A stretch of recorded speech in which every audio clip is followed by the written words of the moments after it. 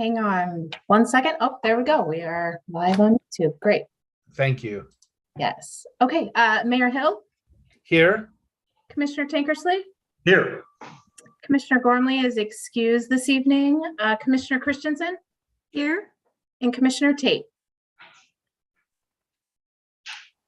I saw her say here. Yes. Okay. Well, thank you, Trina. Okay. This evening, we are going to do a workshop regarding a power supply, and that will take us approximately an hour. So with that introduction,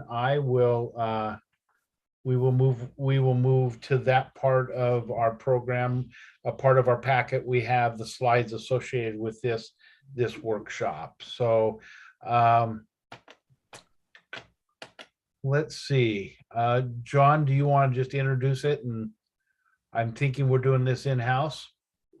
Yes, so Jamie Phillips, our resources manager, will give a presentation on, it's kind of a 101, basically a start on our power supply. In particular, we get most of our power from BPA, so I will let Jamie, I don't know if, is Trina going to run it, or are you going to share screen, Trina? I'll do it either way. I have the slides prepared, or Jamie, I've allowed the screen to be shared, so you can do it as well, whichever you prefer. Okay, I'll drive. Okay. Okay.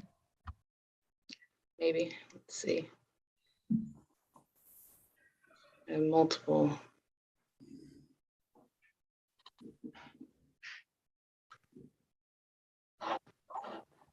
Jamie, the slides are up, so. Are they? Because I don't see them on my screen. I have 3 monitors going. Just a second. Yeah, Trina, we're not in the presenting mode, but it does have your slate of slides on the left-hand side with a picture of your screen. oh, good. Okay.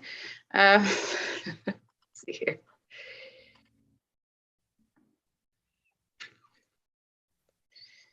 Well, You want to have Trina run it? can you undo what I did, Trina? If you just stop sharing your screen, if you hover near the top, you should be able to stop sharing.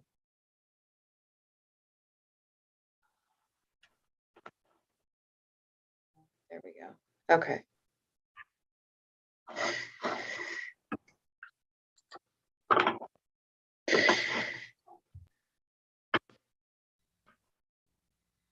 Are you able to pull them up?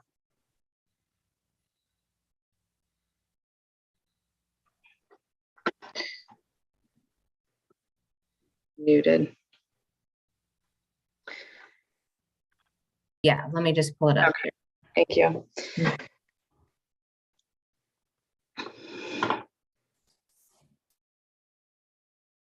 All right, well, sorry for the delay. I'll get started. Good afternoon, everyone. Thanks for meeting early, for the opportunity to speak with the commission today. I just wanted to share with the commission a little bit about McMinnville Water and Light's power supply, sort of the history of and background of our power resources and how that situated us to where we are today, and then looking ahead to some of the challenges and events expected in the future. So hopefully this workshop will prompt some discussion and provide some context for future discussions. As John mentioned, I'll stay pretty high level at this point, but I'm certainly willing to dig into specific topics or answer questions as we go, should the commission choose to do that. We certainly can do more in-depth conversations and deeper dives into some of these topics in the future as as more of these issues sort of hit us head on. So Trina, can you progress to the next slide, please? Thank you. So I guess first I'll offer a little bit about my background. As John mentioned, I'm currently the Power Resource Manager at Water and Light. I started working here in 2008, doing electric cost of service and rate design and assisting the then Power Resource Manager, Rick Rosansky, in learning all the ins and outs of his position. And over the years, he provided me with a good skill set. And when he retired in 2017, I took over managing the power resource duties. The most important of which would be just managing McMinnville's electric loads and resources. All things kind of lead there as far as what I do here. So start off by giving you a bit of history of public power in the Northwest. And this subject matter can tend to get a little dry, but we'll try to move through it. Feel free to stop me if you have questions. I suppose we could start with the Reclamation Act at the turn of the 20th century, which prompted development of dams in the Columbia River and its tributaries, leading to the Bonneville Power Act in 37, which then encouraged widespread use of electricity in the region and established the Bonneville Power Administration, which is intended to market the power from the federal dams to the region and establish an electric transmission grid throughout the Northwest. It also established this concept, which we will come back to and which continues throughout, is the concept of preference, which gives priority to the public utilities, to the assets of the federal hydro system. And that continues to serve us well today.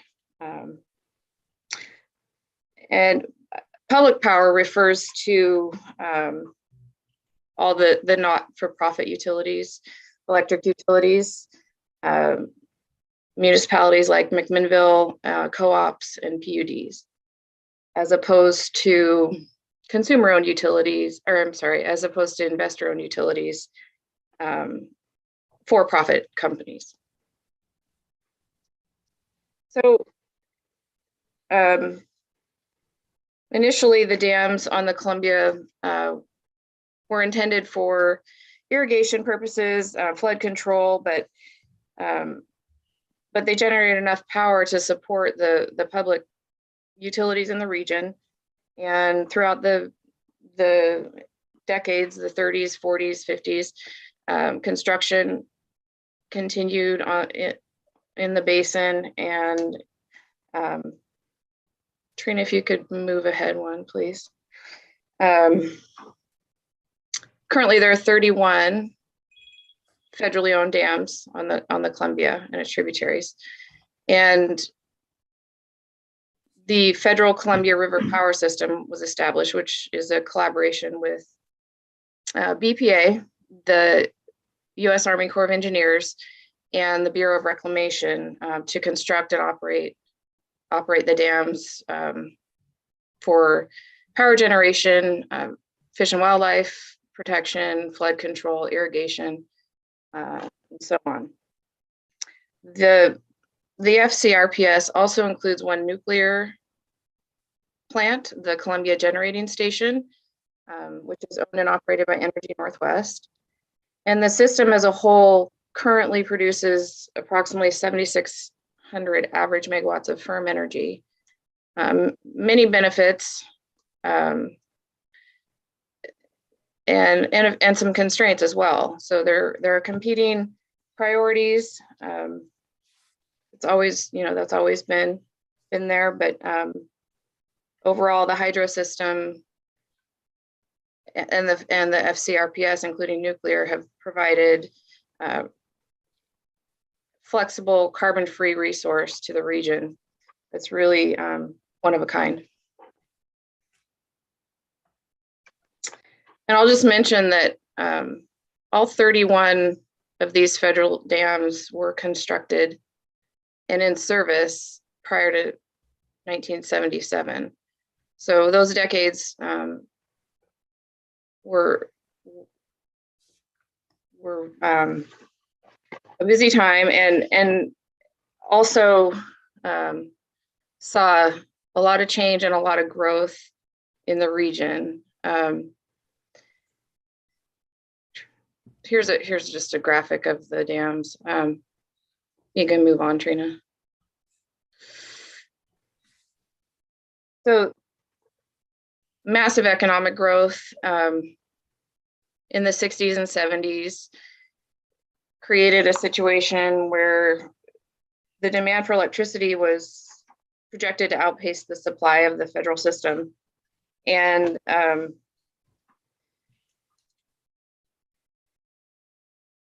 prompted some efforts to build more generation. And part of that was the nuclear projects, collaboration between the Washington Public Power Supply System and BPA to construct 5 nuclear plants. And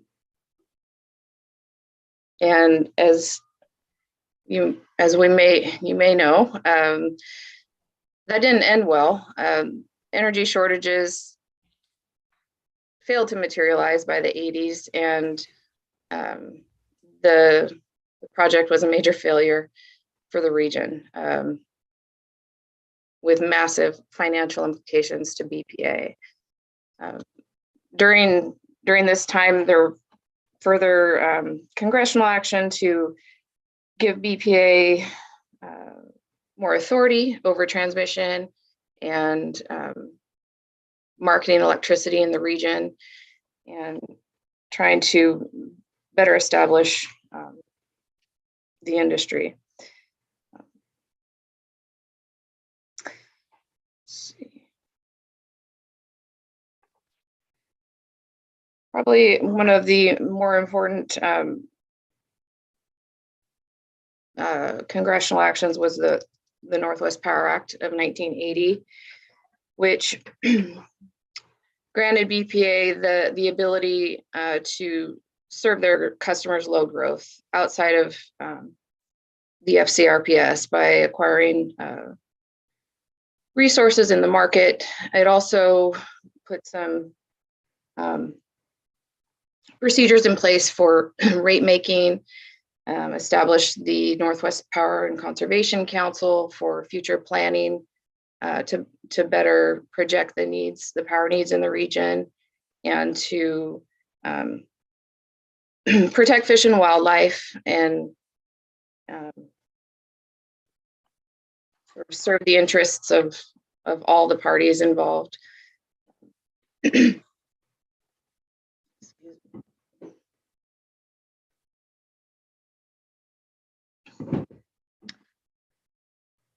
Can you move ahead one, please, Trina? Thank you. So then in '92, Congress passed the Energy Policy Act, allowing utilities to compete for customers, and also allowing customers the ability to choose their provider from the market. The intent being to facilitate competition and give customers more choice. Ultimately, the result became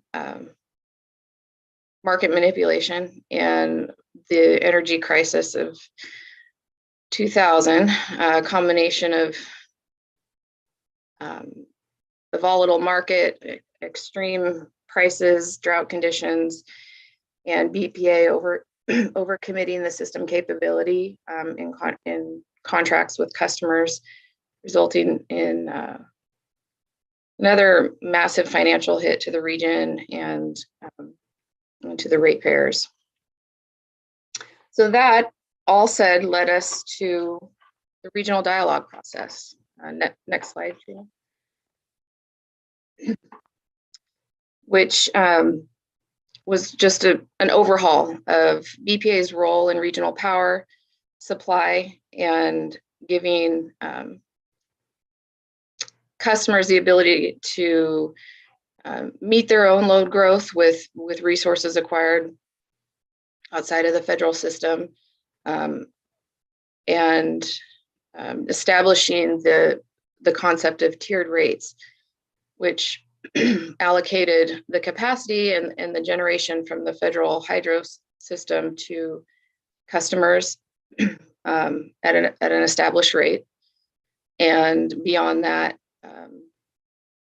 power supply needs would be met at incremental costs, known as Tier 2. So the 20-year contracts were signed in 2008 for load service starting in 2012. McMinnville is currently party to one of these contracts, and it extends through September 30th of 2028.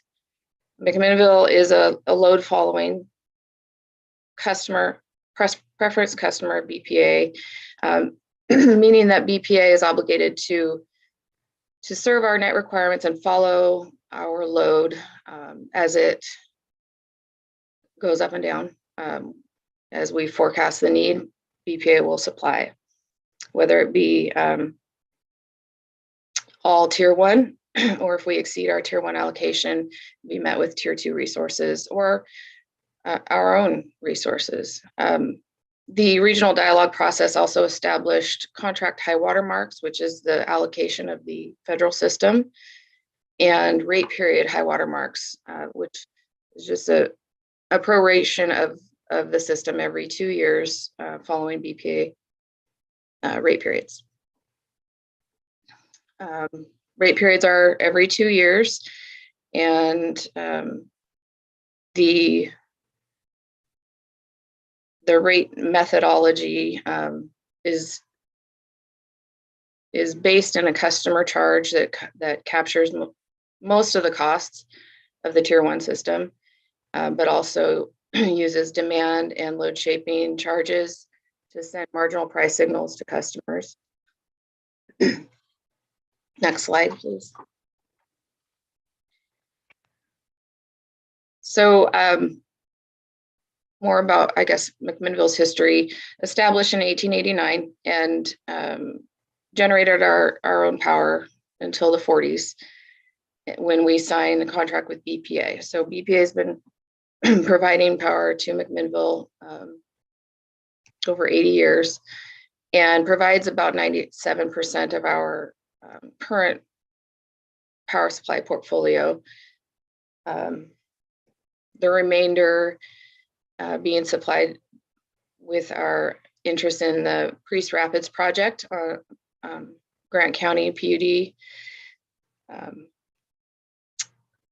Those projects, Priest Rapids and Wanapum dams, are hydro, and we have been party to those contracts since the 50s.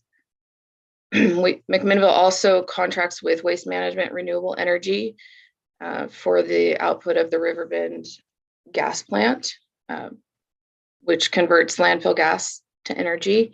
It's considered a renewable resource. We collect renewable energy credits from that resource. Currently, the generation is remarketed by BPA for McMinnville, but it is a Tier 2 resource for McMinnville should we need it. And our power and transmission costs comprise about 75% of the electric division's operating costs, so a large portion. And all of that, our portfolio is almost 100% renewable. A small portion of BPA's resources are market purchases, which may or may not be renewable. Next slide, please.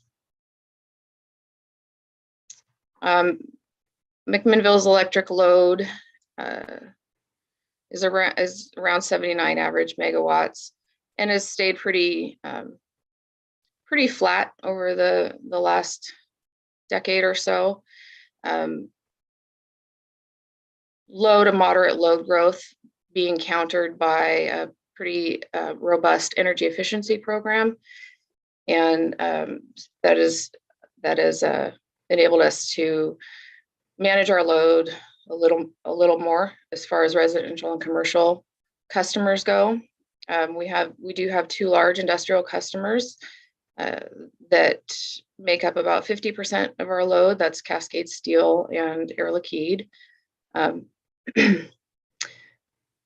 We don't have the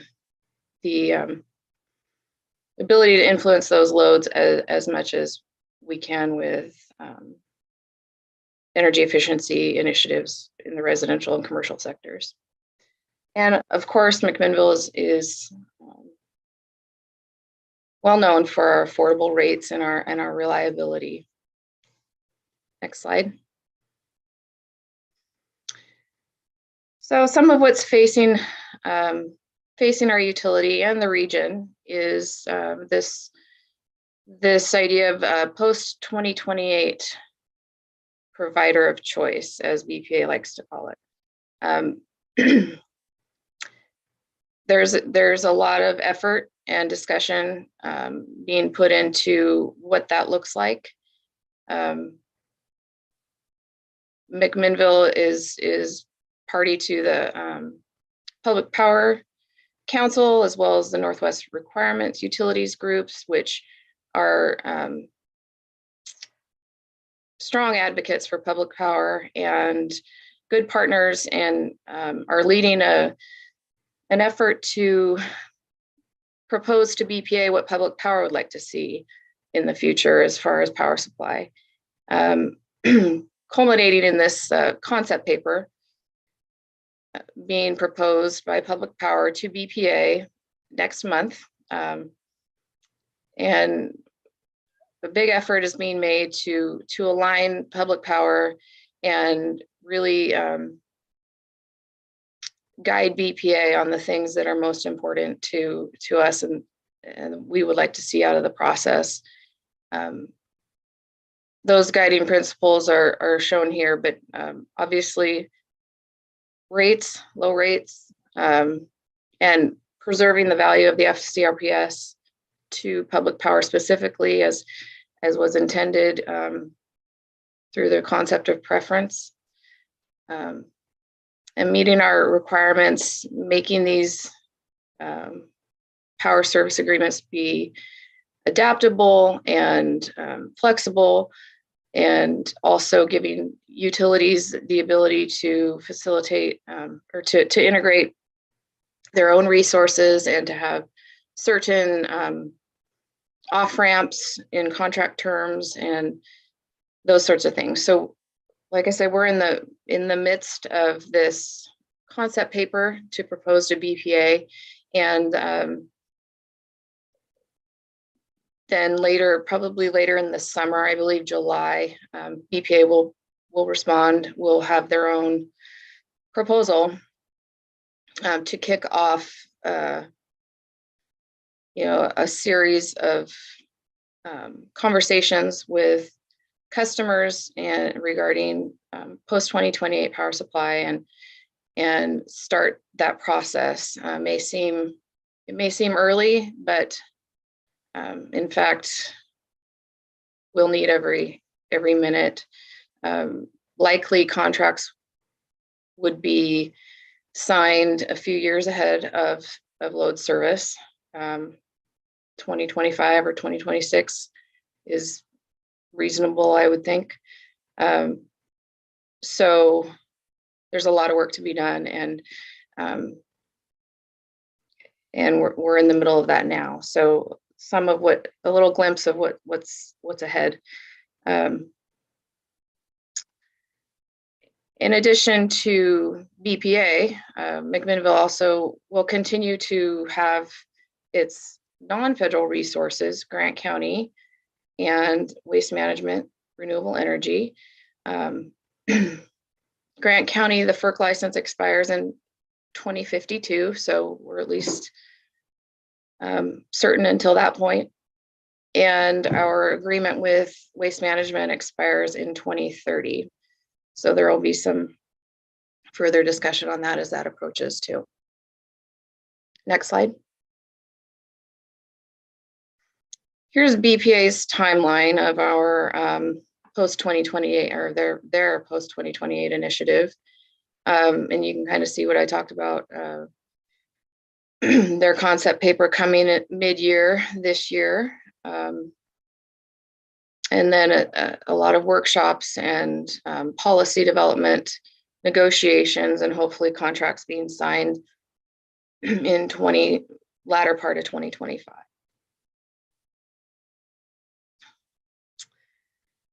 Next slide.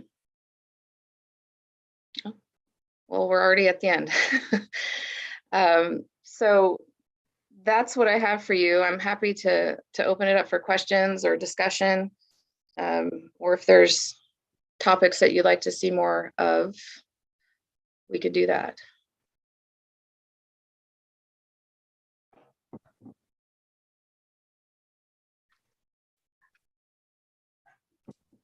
We'll go ahead and just open it up for any questions, Tom. So Jamie, what are we thinking about, if anything, as a possible alternative to BPA in 2028 if those negotiations don't work out? Well, there's always options that come at costs. Resource development, being party to a larger consortium of utilities, making market purchases, all of that comes with other considerations. For a utility like McMinnville, we're relatively small, and we don't have a trading floor. We don't have some of the resources we would need to execute those things at this time. That would require a lot of planning and build out to get there. So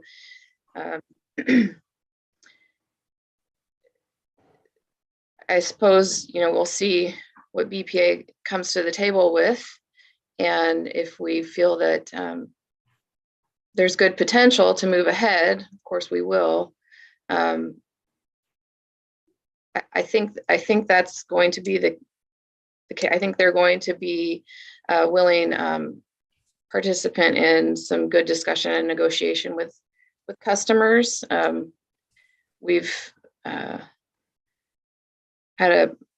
been pretty vocal via the Public Power Council and NRU regarding our desire to really dive into some of these things and take a hard look at what may best serve us down the road. So hopeful for a good outcome of things with BPA.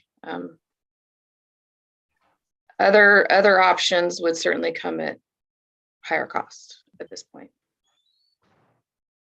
So when you say they come at higher costs, like I'm really new here, so I'm trying to learn a lot, and probably some of this could be an off meeting conversation to understand more things. But like if you weren't using BPA to get that amount of service from someplace else, I mean, wouldn't there have to be infrastructure that would have to be constructed for that kind of connectivity to happen?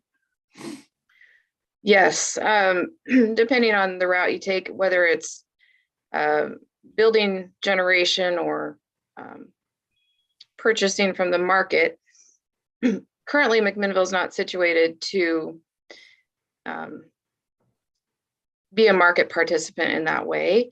BPA serves not only just providing the energy and the capacity that we require, but they also serve a purpose of balancing it and the transmission of it and kind of following. I mean, they're able to meet our demands and our load instantaneously. So they provide a lot of other services that we would have to supply on our own, which would require staffing and a lot of resources that we don't currently have.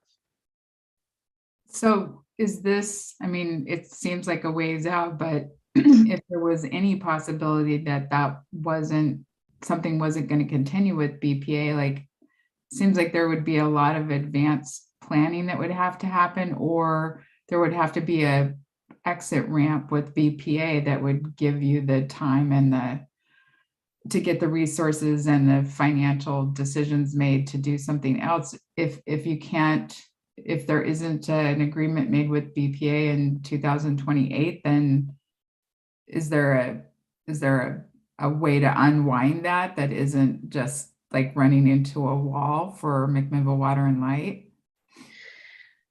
Well, that's part of the reason this is all beginning so early, these discussions and conversations, because we're not the only one faced with, these decisions. From my perspective, the likelihood of McMinnville going a different route than BPA is very small at this point. But again, that's the reason for starting these conversations early and so that utilities have the opportunity and the time necessary to consider other options if need be. I mean, it seems pretty devastating to a public utility to run into that possibility without a lot of backup resources and options available. I won't dominate the whole conversation here. I had a question about BPA and there must be federal regulation over BPA, I'm guessing, where they have, it's in the best interest of the public for BPA to work, be somebody that we could work with, that isn't, make this an impossible situation to have success at. Is that correct, that there's federal oversight over the BPA?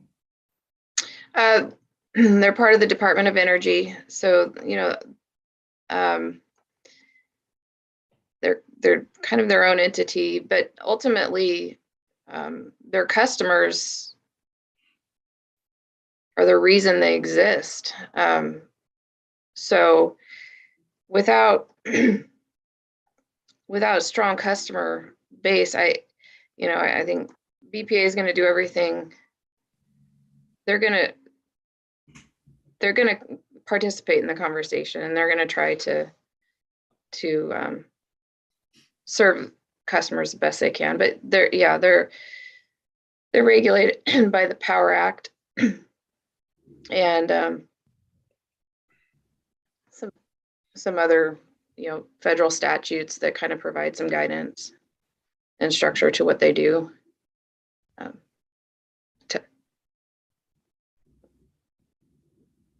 John? So I was just going to add, that's one of the reasons why when Jamie had in her slides there, she talked about the concept paper. What Public Power has done is taken that and said, we're going to tell BPA what we want from you. Instead of letting BPA drive the narrative, Public Power is going to drive the narrative for this contract going forward to make sure that we get the things that we want out of BPA. Full allocation of system, cost control. There's a number of principles that are being developed to drive that conversation with BPA. And so that paper is supposed to come out at the end of March. So, myself and Jamie have been working with Public Power Council, Northwest Requirements for Utilities, NRU, and pretty much all of the public power entities. There's 136 public power utilities that are customers of BPA. And so that what we're trying to drive is that we're all in alignment with what we want from BPA, so that we speak with one voice to them. These are the concepts we want. This is how we want this to go.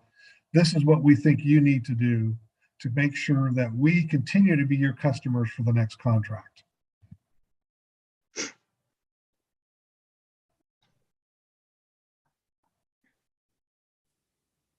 Jamie, just to follow up on Kathy's question, I've been in a number of meetings, and I think John and I have talked a little bit about this, but down in the California area where they're relying so much on solar and wind power, which are not sustainable, because you can't control those two elements. I mean, maybe solar a little more just because the advent of the sun being there every day, but battery technology isn't enough to store that up even overnight in some instances. And I've heard the thought that, California, because of the abundance during certain periods, may sell electricity at a discount because they have it in abundance. And what effect might that have on BPA and their continued capacity to provide us with the almost 100% hydropower, and if that comes into play over the next 10 years? So if there's a taker, if BPA is a taker and is willing to purchase on the market some of these resources, which they currently do, but there would have to be a sink for it. I suppose they're not gonna make a purchase if there's not load for that. That's not ultimately BPA operates to provide lowest cost to the region. So if there's a need to serve customers, they'll make market purchase to serve that. And it could come from California. Okay. One other question that goes along with that is, because we have the infrastructure of hydropower and there's no startup time, you can just open the gates and you almost have power instantaneously. Would California have to be very, very efficient to be able to bring lower power costs to us than hydropower? And John had his hand up, so. You want me to answer that one? Go ahead, sure. So you have to remember that you have power and you have capacity. There's not enough transmission capacity to bring that much power to the Northwest. So there's a limited amount of transmission, and I can't remember the exact number. I think it might be around 4,300 megawatts, 4,400 megawatts on the DC intertie. So basically what ends up happening is, what could potentially happen is, basically during the day when California has excess solar, we import power to the region, and then at night it goes the other way because we have the hydro. So we can store the water during the day and then let it out at night to basically backfill. But that's a pretty small number when you consider, I can't remember, I think California's peak is around 79,000 megawatts.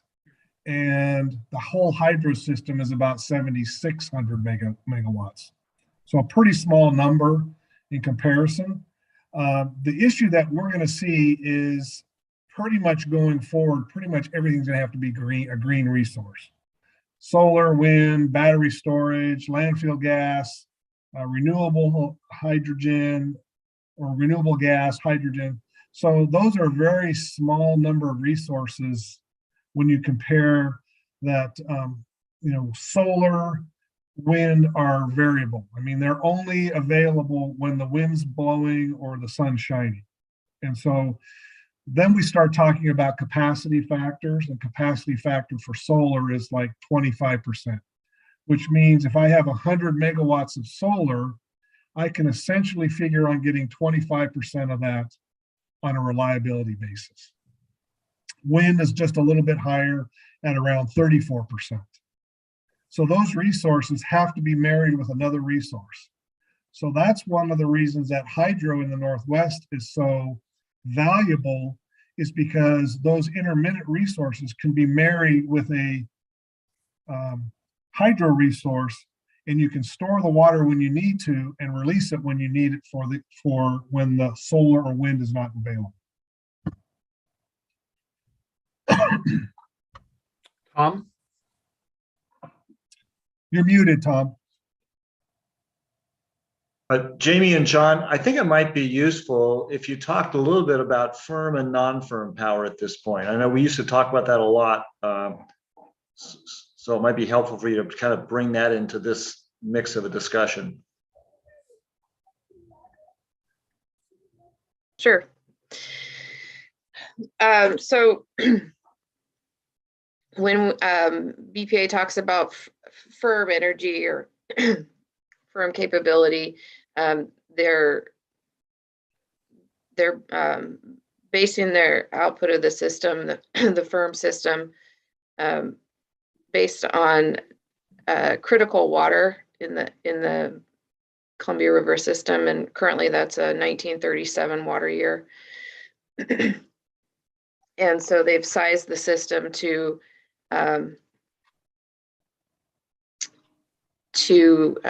meet or at the 1937 water year. So their firm capability is what is allocated to customers in tier 1. The system produces.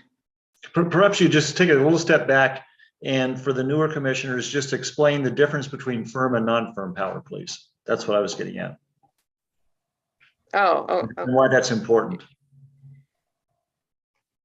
As far as our contract? Yeah, our contract and the whole thing. As you know, Scott was talking about California having extra solar sometimes, some of the day, and you know, that might not be firm power, I think, right?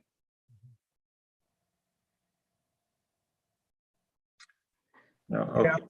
Yeah. So firm would be firm power would be something that meets our load on a BPA uses an hourly basis.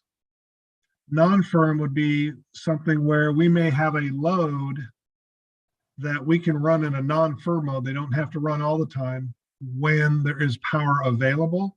So that concept hasn't, you know, it's been a number of years. The utility I came from prior actually had a non-firm load. And when that non-firm power was available, they would actually run.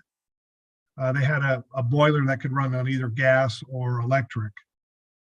Most of our contracts today are all firm because the transmission system is pretty much subscribed, Jamie, if I remember. There's not many paths available for non-firm energy anymore because the transmission system's pretty much fully subscribed to the firm load. Because what would happen is if you had a firm load and you had non-firm and your firm load went up, but there's non-firm available on that transmission path, and now your firm load took that, it would just bump that off, and your transmission and your energy would be used to meet the firm load obligation, not the non-firm loads. Okay, thank you. Yep.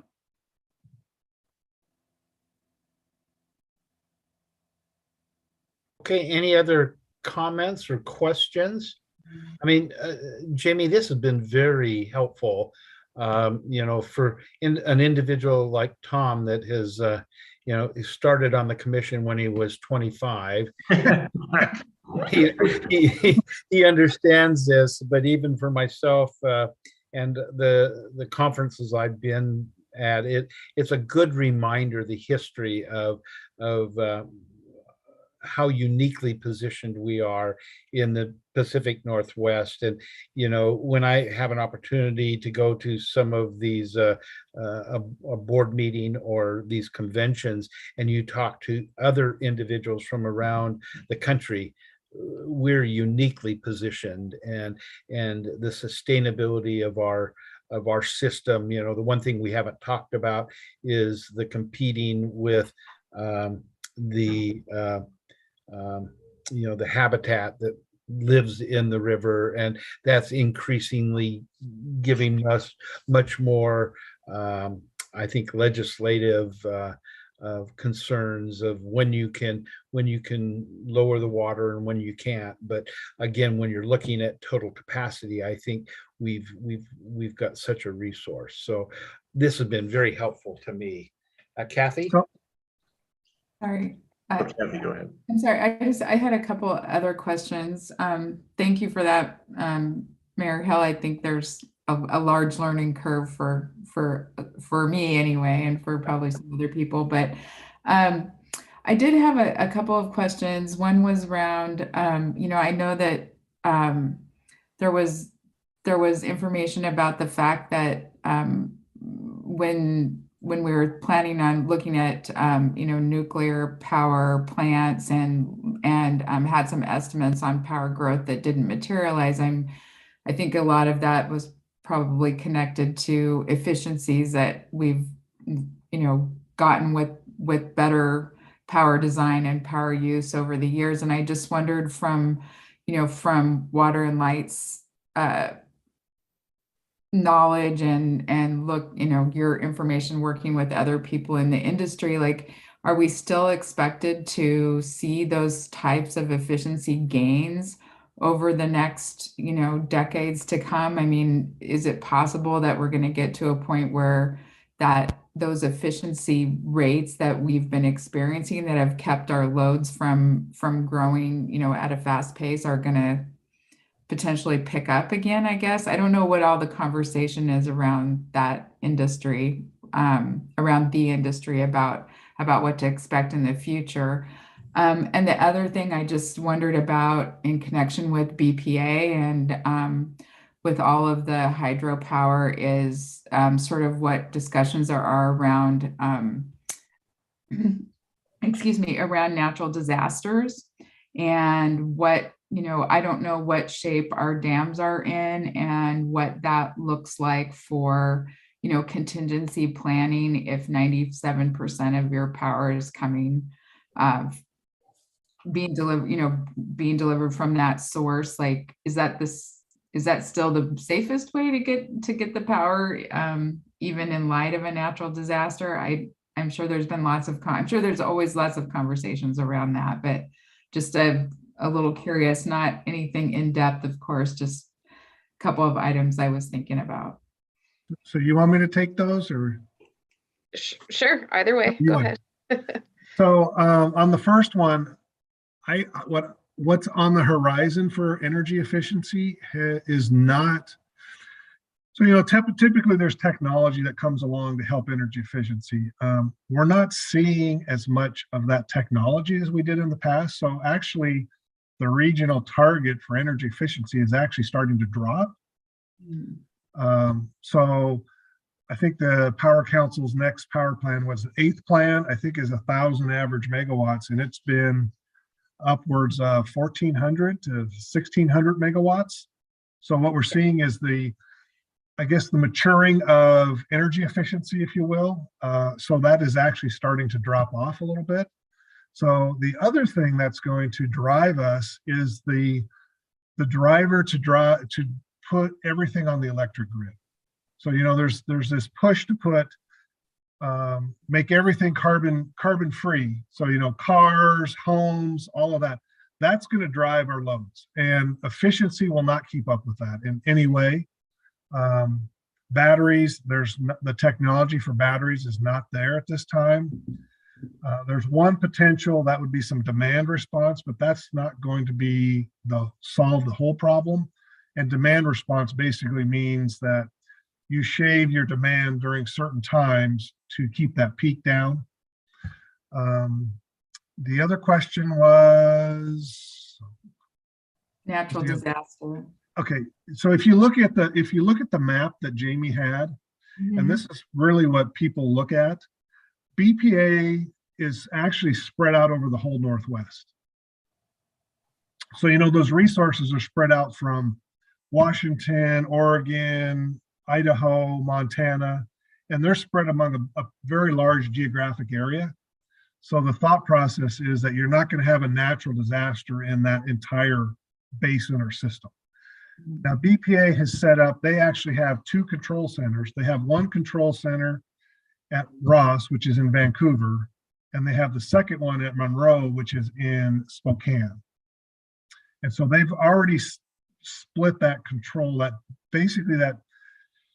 control of the system, the balancing of the system into two different regions. Where I think we're going to see the biggest issue is in the transmission grid. They'll have power available, but we won't be able to get it here because that's where the damage is going to be, is in the transmission. Because they manage 15,000 miles of transmission, there's going to be significant damage in some type of event, and how we get that power to those end users is going to be where the issue is going to be.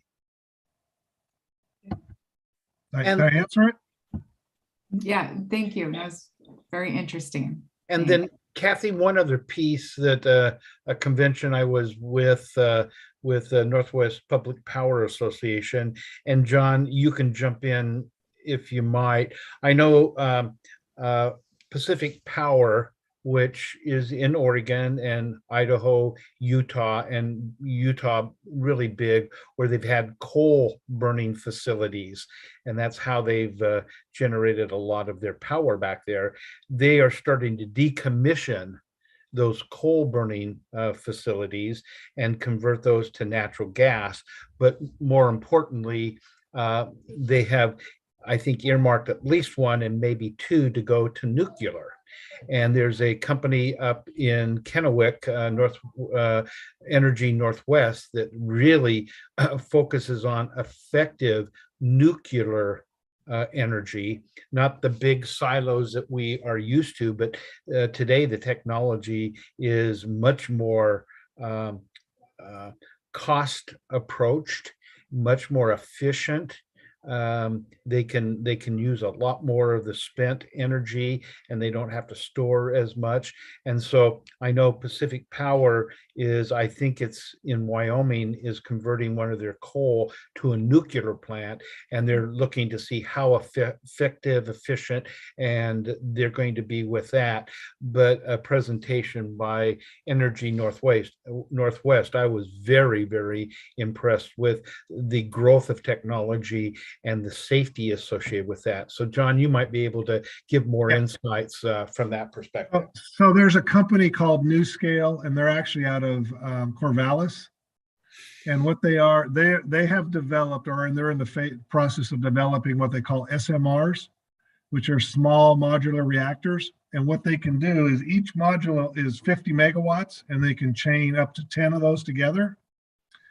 And there's actually a company in Utah, it's actually UAMPS, it's Utah Association of Municipal Utilities, I believe, that has actually started the contracting with NewScale, and they're looking at putting the first one of those, I believe it's at the Sandia National Lab in Idaho, is where they're going to put the first modular reactor. Now in Oregon, it is the state has banned nuclear power in the state. So as far as what I mean banned it, I mean you can't build a reactor in the state of Oregon.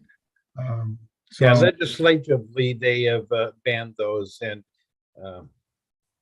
now I will say there's a state that is, West Virginia has actually dropped their nuclear power ban, and that was within the last 2 weeks. So I think over time that is probably going to have to happen if people truly want to move to carbon-free resources and bring all of these new loads to the electric grid.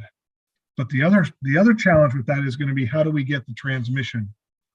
Because we have a number of state laws that really restrict how we build transmission today.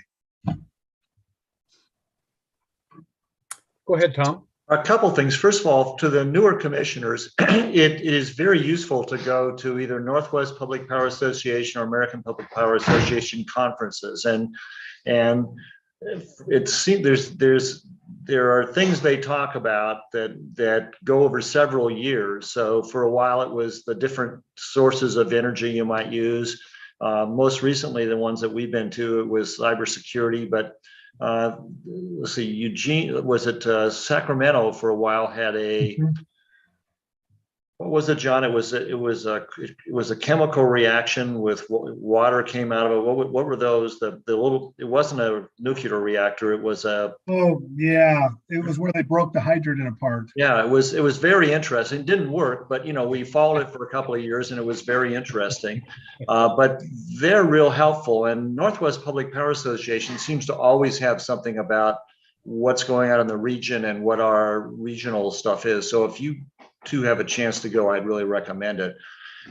John, a question for you. I read an article the other day. I forgot to forward it to you, but there's apparently a new drilling technology that allows them to drill very, very deeply into miles down to hit molten rock, and then use that for geothermal. And the idea that struck me, who knows if that's going to work or not, because apparently that's very hard on the drill bits, but they think they have a new one. But the thing that struck me as genius was the idea was they would do these at thermal plants, so at gas plants or coal plants, because they have the infrastructure there to send the power out. They've got the grid, and they've got the area, so they just drill the hole there, and they've even have the turbines to run with the steam that they get from geothermal. So if the drilling works, that might be a really good thing. And I'll be interested to go to a conference and find out if it's just somebody's floating something to raise some money and then go away with, or whether it's really real. But these kind of things come up, and they're really interesting. So yeah. And so what we thought we would be doing is we would, because this next contract with BPA is it's very complicated. There's a lot of moving pieces, and we would just start educating the commission, giving it to the commission in little bites.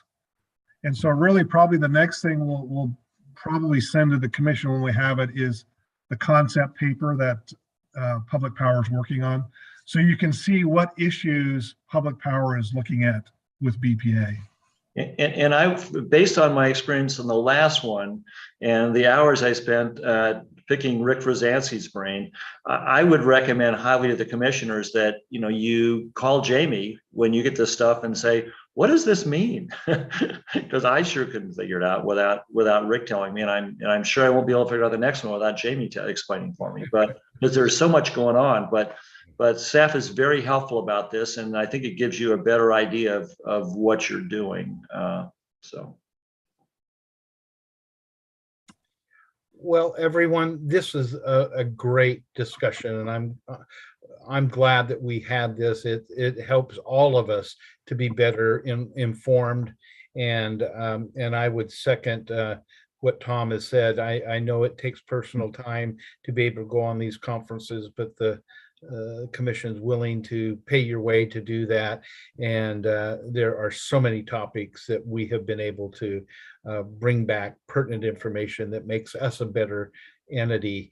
The cybersecurity being one. The other one is small cell towers and the advent of those, and we've been able to bring that back and incorporate that into Water and Light and into the city.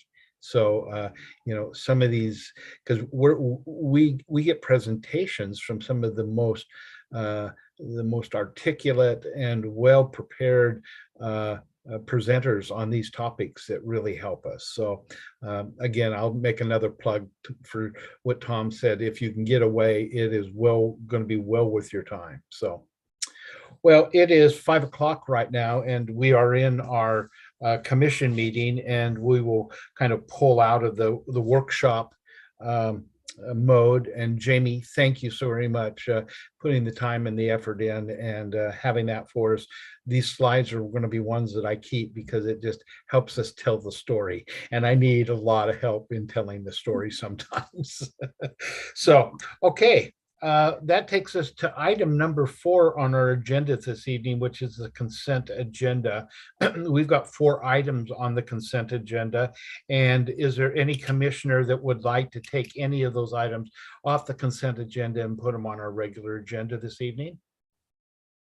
Tom, you're muted.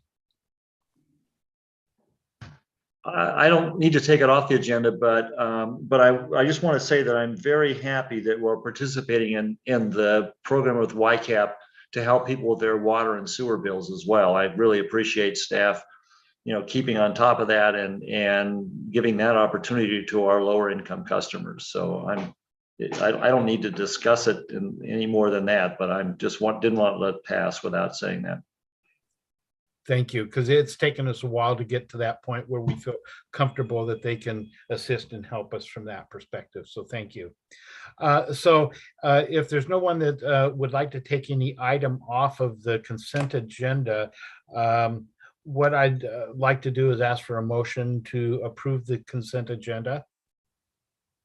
So moved. Second. And moved by Kathy and seconded by Tom. All in favor, please indicate by saying aye. Aye. Aye. Any opposed? The consent agenda this evening passes unanimously, and recognizing that Ed is not with us this evening. Next in your packet, you're going to find the accounts payable and purchasing reports. And if you have any questions, this would be a time to do that, but it's for your information. Next, we move down to our consultant report, and Brent is on the phone. And so if we bring up Brent's report, Brent, would you present? Thank you, Mr. Mayor. Good evening. Well, we're in planting season now. And so far we finished the third unit of the Boundary 300 Bald Mountain Road sale from 2020. We had one of those units left to plant. We've gotten that planted and started on the 2021 stumpage sales and some interplanting as well. And we should finish with reforestation this year, weather permitting, middle of next month. 2022 stumpage sales, the bid opening was last week for Powerline West and Powerline East sales. We got very good prices and good turnout. There's a memo enclosed on page, let's see, it's 54 of the packet, and you can see the rundown of who showed up. The high bidders this year are first time apparent high bidders. Murphy Company, they're a plywood company. They have 6 or 8 facilities in Oregon. And so they bid several times, but it's the first time that they were the high bid. And then Stella Jones Corporation, of course, is a pole company that saw a lot of opportunity for a lot of poles in the Powerline East sale. So that reflects the high bid there. So my recommendation is accept these high bids and award Powerline West to Murphy Company and Powerline East to Stella Jones. So Sam, would that motion be subject to no protest being filed?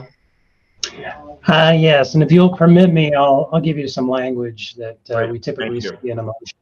So we'd be looking for a motion to accept the high bid for Murphy Company of $822.76 per 1,000 feet for the Powerline West timber sale, and to accept the high bid from Stella Jones Corporation of $951.42 per 1,000 feet for the Powerline East timber sale, subject to the issuance of a notice of intent to award, no protest being filed, and direct staff to prepare the necessary documents, including contracts and bonds, and authorize the mayor and clerk to execute the contracts upon receipt of those required documents.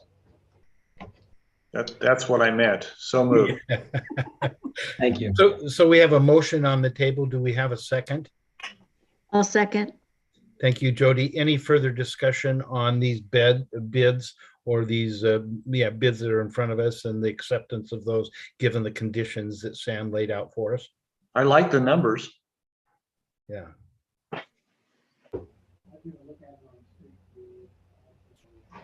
Okay.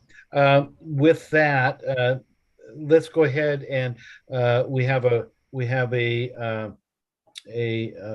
motion and a second, a motion by Tom and a second by Jody. All those in favor of moving forward with this, please indicate by saying aye. Aye. Any opposed? This ability to move forward with these bids have passed unanimously. Again, Commissioner Gormley is not with us this evening. That takes us to appearance request, and we have none this evening. Next would be our staff reports. And I would like to just stop for a moment. Well, I'll take this down to commissioner comments at the end. So let's go to our staff reports. And so Scott from the electric division, Scott, would you give us a report? Yes. Hi, commissioners, Mr. Mayor, thank you. So this is just information for the commission.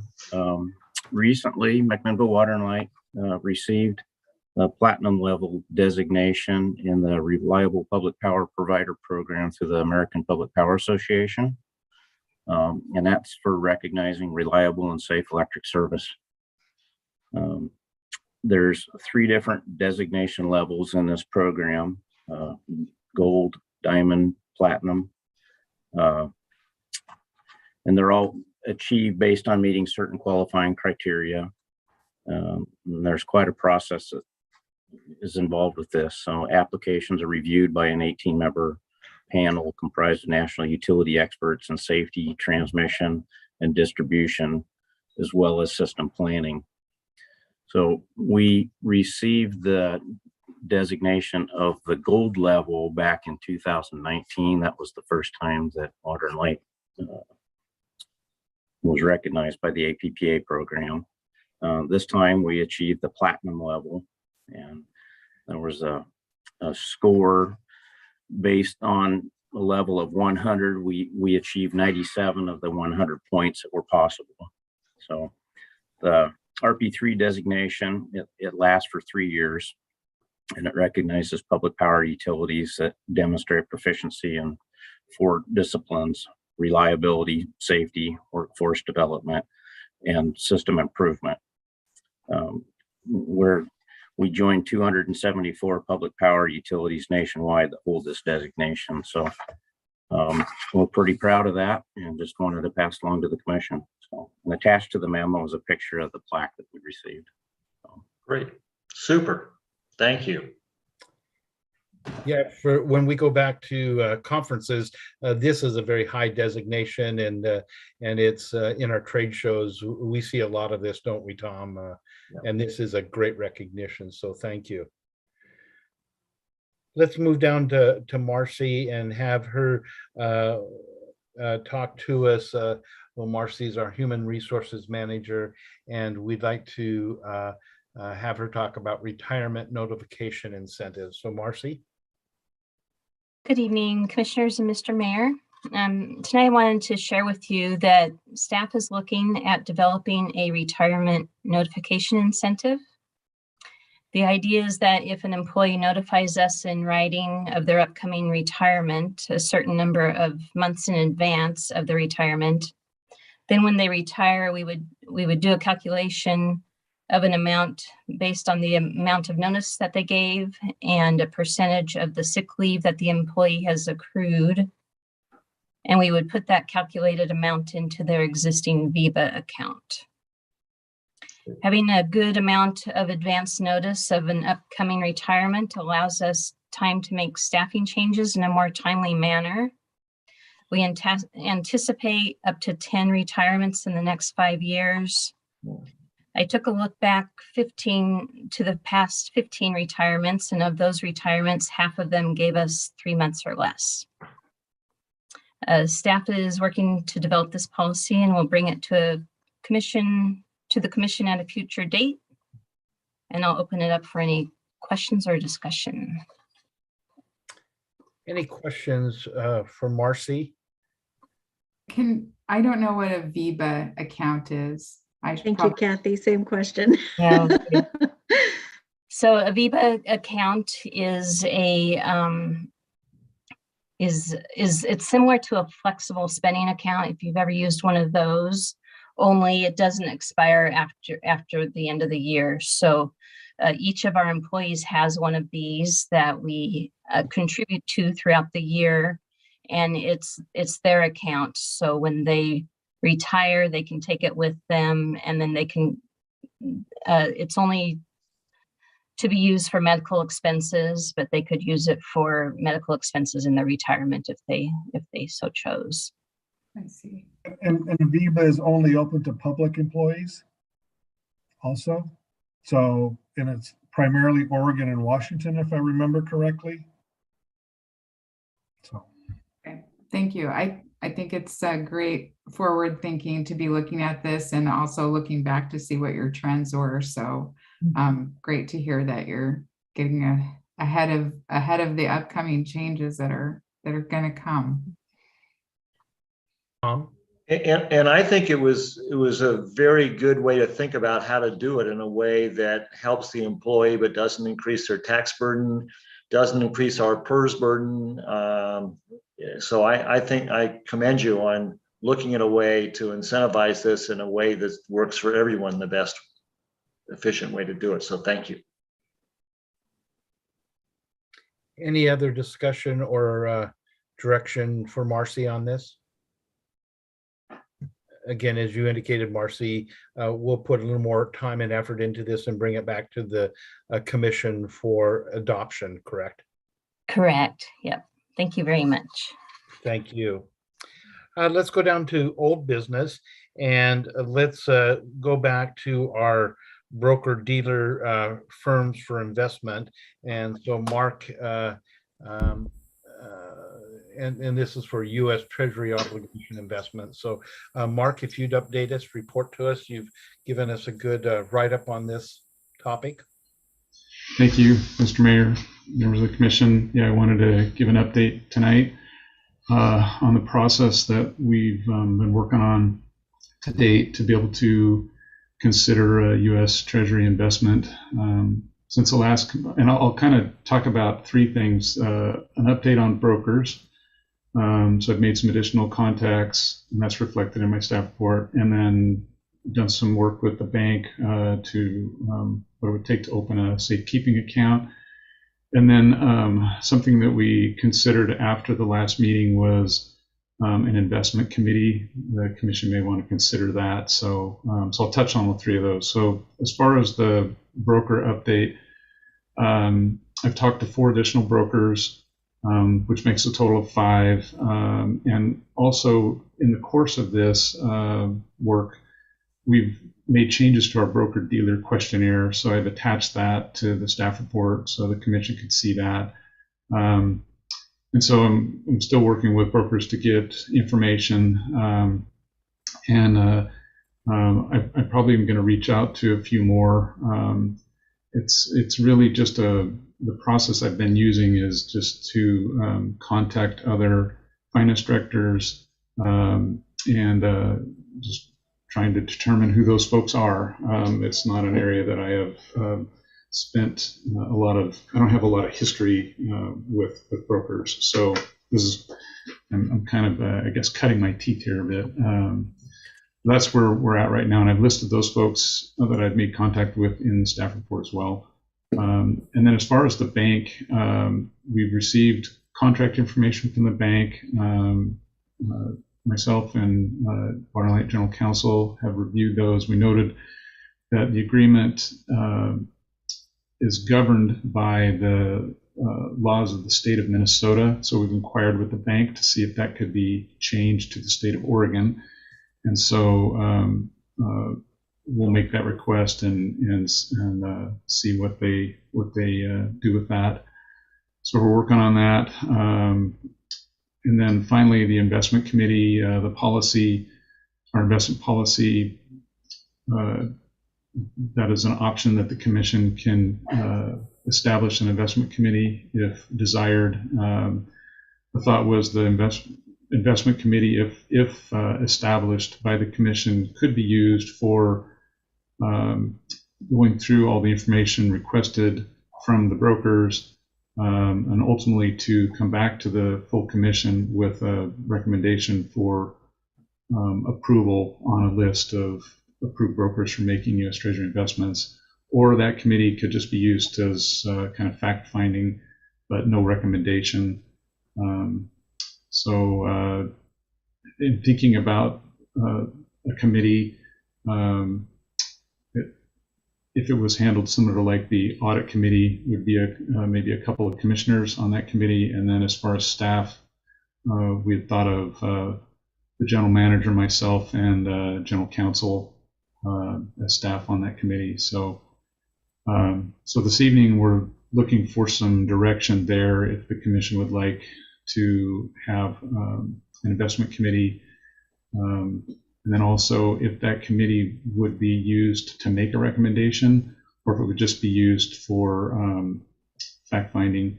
If it was to be used for making a recommendation, then we would need to have the meetings that the committee would have in the public meeting format. So that's my update. Take any questions that you might have. Let's go ahead and open it up for questions among the commission or even staff. Do we have, are we at the point where you're going to ask us to select people? Is that, or you're not quite there yet? Okay. No, we're still waiting for information back from 3 of the 5 that I've talked with. Okay, thank you.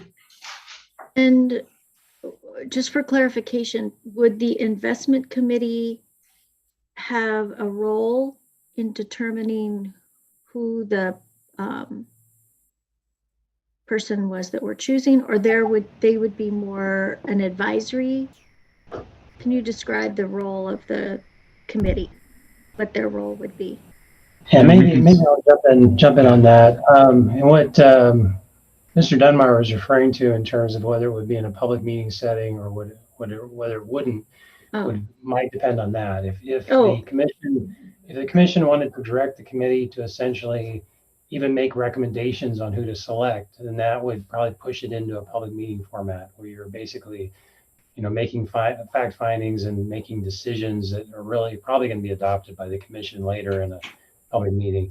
If the committee simply wishes to essentially have a couple of the commissioners kind of take a deep dive on the documents and do fact gathering in the commission setting or in the committee setting, then you wouldn't necessarily have to do it that way. But that's sort of a fine line there. If you are charged with coming back with a recommendation to select so-and-so, then that would require the meetings to be in a public meeting format.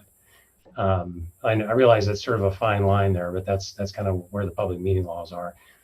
You can also, in a non-public meeting setting, you can also give non-governing bodies such as Mr. Dunbar, who is your investment officer, you can give him guidance. So you can also do that in a non-public meeting setting. So that would be another thing that investment committee can do outside of a public meeting. But we certainly want to maintain those protocols. So that's kind of a decision. You're at a decision point there in what the committee will be doing. Will it simply be doing fact gathering, or do you want the committee to actually sort of essentially select the brokers? So I'm just going to throw this out there because I know all of you. I don't think we would feel comfortable, generally speaking, having something happen outside of the meeting to bring forward a recommendation. I think the fact finding, it makes sense because this is complex, and if someone so chooses to have and support Mark's work, I think that makes sense. But I don't think we would want a committee. I'm just looking around the room here. I don't think we'd want a committee that reviewed and selected the candidate because I think this body likes to chew on it a bit, right? So I think that's my observation, but certainly leave the floor to others. If you did it that way, then you'd essentially, if your committee would sort of be taking the deep dive, come back as sort of the experts on the topic and make, talk, but you wouldn't be, as a committee, you wouldn't be coming back with a recommendation. That You would- might have personal opinions at that point, but Yeah, Kathy, informed. Thank you, Jody. Kathy, go ahead. Yeah, I'm sorry. I was just gonna ask, I mean, when we're thinking about a committee that has some commissioners on it and, just if we're doing some deep dive in fact finding, is this more an outcome of this not being something? I mean, Mark said that this is something he doesn't have a lot of experience in, and so maybe we don't have deep experience in the water and light across the water and light employees, and they're soliciting some additional like help from the commission. I mean, or is this a sense that, the last time we talked that the commission had a lot of comments and thoughts about this, and it seemed like the commission wanted to, be involved? Like, I'm just trying to kind of figure out how this next step of should we have a investment committee come from? Like, is it driven from a need because we need some outside support to really do a good job of this? Or is it driven more from, it seemed like the commission really had a strong interest in having a deep knowledge of what was going on? I'm just kind of trying to get some temperature there, I guess. Mark or Sam? Well, I guess for me, yeah, I don't feel like I am an expert, and maybe if I was, if I felt very confident in this area, and the commission, was comfortable with my expertise, maybe, there would be, the idea of an investment committee wouldn't maybe have even really come up. But for me, I certainly would appreciate, additional looking into this with me as I go through this. And I've relied on, staff, both John and Sam have assisted me. I've been able to bounce questions off of them. So certainly I'm happy to do all I can on my own, but I certainly would welcome commissioners if they want to be involved. That would be great too. And if not, I'll bring back and we can just have the deliberation in the meeting, and I can just take away any questions that the commission might have and continue to do research and bring that back. I'll do it any way the commission would like it done. yeah, I guess I would just say that the last time I think Mr. Dunbar presented documents, he came in with a lot of documents, and so it was sort of overwhelming for the public meeting setting. And so part of it is just the sort of the volume of materials that might need to be reviewed, and not having that done all in a meeting like this. Yeah, and that was just one broker.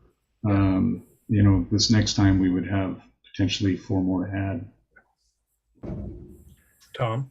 And one thing I'm thinking about as I think about this is that this is new to us. We've never done this before. We never needed to do this before. And I think it'd be useful to have a couple of commissioners involved as it gets instituted, so the commission can understand better exactly what we're doing, what we might be doing or might not be doing. And I wouldn't be surprised that after a year, we decided that we didn't need an investment committee. We didn't need commission involvement. But I think in the beginning, the commission would be more comfortable if there are commissioners involved to help us understand what's needed in the future. Because I have a feeling it's going to get, once this is set up, it's going to be complicated to set up, but once it's set up, I think it's going to work pretty easily. You have to be careful because there's a lot of money involved here, but I think it's going to be much easier to run once you figure out how to set it up than it will be to set it up, if that makes sense. And then let me just weigh in. And I think, we did, when we're going through the process as commissioners, there is so much information. And I would submit, if we determine that we want to do this as a commission, that Mark do a presentation with the information, but give us a month then to work through that on our own time to try to understand that, trying to push for a decision, and you having that material for 3-4 days isn't sufficient time for me to be prepared and feel like I'm in a position to even vote on things. So whatever way we go, I think complicated and lots of information, it may present it with a staff report, give us a month to look at it, and then bring it back as old business to the table. That would be. And Scott, that makes a lot of sense to me in terms of getting this structure set up and Yeah. selecting the people. But I think we're going to have to be able to move much quicker. Yeah. Later. I would like to set up this this finance, the investment committee, and I would suggest that good choices would be you, Scott, because of your background in banking and finance, and then either Kathy or Jody.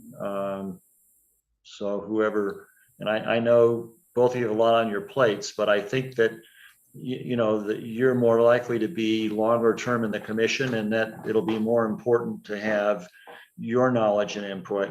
Plus, of course, you both bring a lot to the table on this.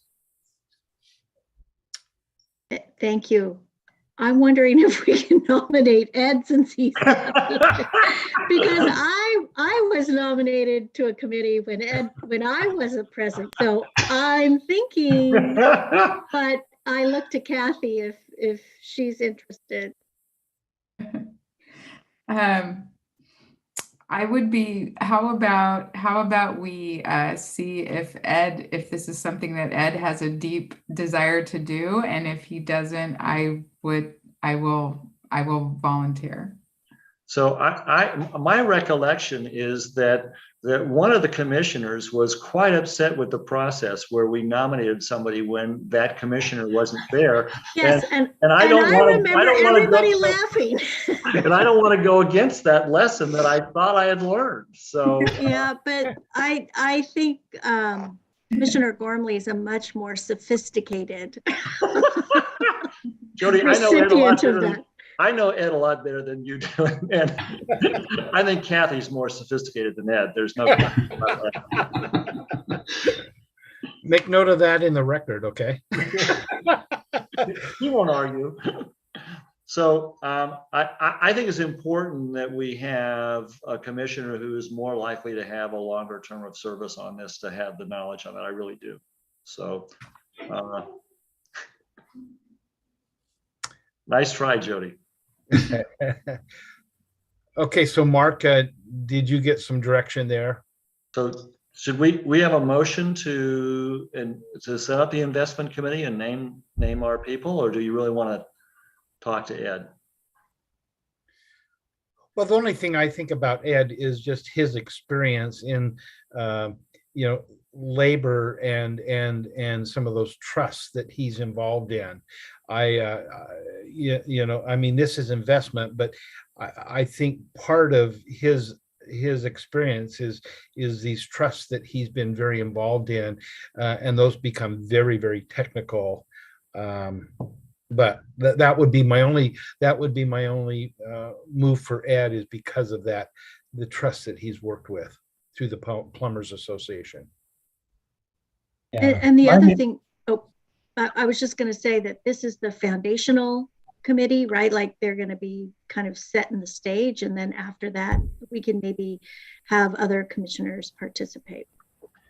Yeah, I'd suggest this, is that it sounds like a consensus, we'll call it a consensus of the commission, is to establish a fact-finding committee in the form of the investment committee. They'll be made up of Mayor Hill and either at his discretion, either Commissioner Gormley, and if not, Commissioner Tate.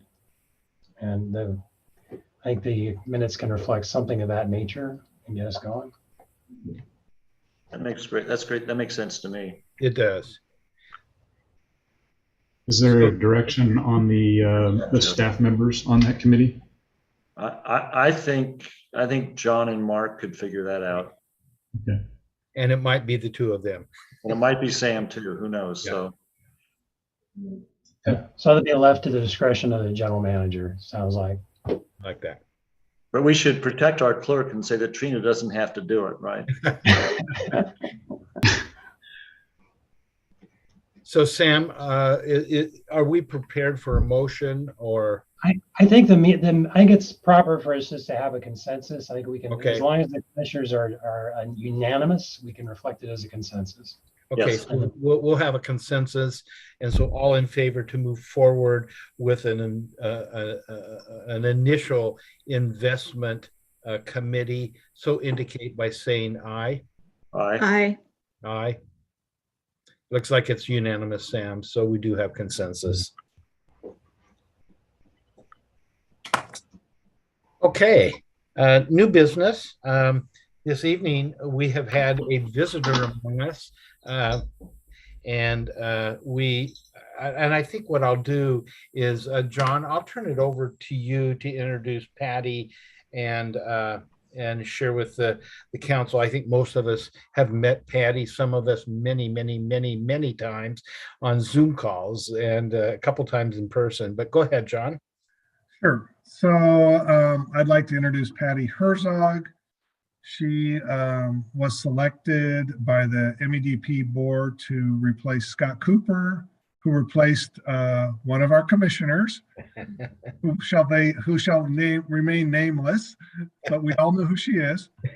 But Patty comes to us from Nevada, and maybe Patty, you could kind of fill in the commission on your background. And thank you, John. Thank you, commissioners, and thank you, Mayor Hill. I'm very happy to be here and happy to be filling the big shoes that Jody and Scott have left for me to fill here. I come from Nevada, where I was the rural director for the Governor's Office of Economic Development. I'm very committed to rural economic development and supporting communities. Very happy to be here in McMinnville and happy to serve and get to see everybody and participate on these Zoom calls, hoping to be in person in the very near future. So nice to see you, and thank you for letting me crash your meeting today. Well, and Patty, thank you for taking the time to this evening just to be a part. I think you get a little more of a sense of the dynamics of the Mac Water and Light Commission. You and I think have talked at some point, but Ed and Tom's tenure on this commission is 25 year plus for both of them, and we have such a phenomenal staff. I had an opportunity Monday to be a part of team building and training, and how I love lunches, so I came in for the lunch and got to watch. But it is truly a family. Okay, to see people just kind of let their hair down and have a training day, an exercise of building blocks, and seeing how tall you can make those blocks and pull them apart, and it was a tremendous experience. But it goes to this family nature that this organization is known for.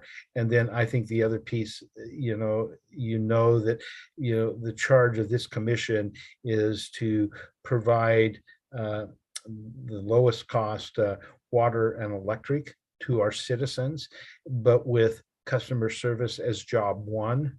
And customer service isn't just kind of saying, how are you, but it's going out and spending a whole evening and another day when a water main breaks in the middle of the night and taking care of those types of things, and the notoriety that even that picked up in the newspaper. We tell our story every single day. We come to work and do the excellent job that we do. So again, we share MEDP, and I will say, the leadership and the foundational leadership that Jody started with that organization, starting at ground zero, zip, and watching her grow over her 10 years, and then just seeing additional strengths coming to this committee. I mean, I know John just enjoys being on that board, and and his heavy lift in the interim between Scott and Patty. He was a board chair and had to keep things together with Heather's assistance. But again, thank you for being with us this evening, and anything that we could do to support and help. You know, MAC Water and Light supports MEDP financially and with a board member, as does the city. So it's great to have you with us this evening. Okay, our next new business is a personal contract, services contract for water cost of service analysis. And so Mark, will have you address that. Thanks, Mr. Mayor. Yeah, so I've got a staff report on a water cost of service analysis. Periodically, Water and Light engages a cost of service performed for both water and electric. I noted in my staff report that the last time we had a cost of service analysis performed for water was about 4 years ago. And that water cost of service it had a 5-year rate design. But we were looking at the timing of when, if we were to wait till next year, actually it'd be 2023, next year, we would overlap our electric cost of service analysis and actually try to perform 2 in the same year. And that's difficult. And so we thought it would be wise to go ahead and move that up a year. And so we've contacted Mark Beauchamp of Utility Financial Solutions. Mr. Beauchamp performed the last cost of service for us. He's a recognized expert in the field of rate design, and his reports have been well received by the commission in the past. And so he did provide a proposal for us, which is attached to my staff report. The total estimated cost of the analysis is $23,500. 19,500 of that is for the financial projection, the cost of service analysis, the rate design, which would be a 4-year rate design. And then I listed in my staff report, and of course it's in his proposal attached, what that all entails. And then we also asked him to look at potential rates for customers in Zone 2, since we've been looking at Zone 2 for both potential SDC charges and then the differences that drive cost of service in that zone related to elevation and pumping. So if approved and we move forward with the cost of service, we anticipate that it would be completed by June of 2022. And staff is recommending that a personal services contract be awarded to USF to perform the water cost of service with a 4-year rate design, and for staff to prepare the necessary documents to authorize the mayor and the clerk commission to sign those. So any questions, I'd try to answer them if there are any. I have a couple of points. One of them is when he talks about wholesale rate review, is that Carlton Lafayette or is that something else? Yeah, it was Carlton Lafayette. Okay.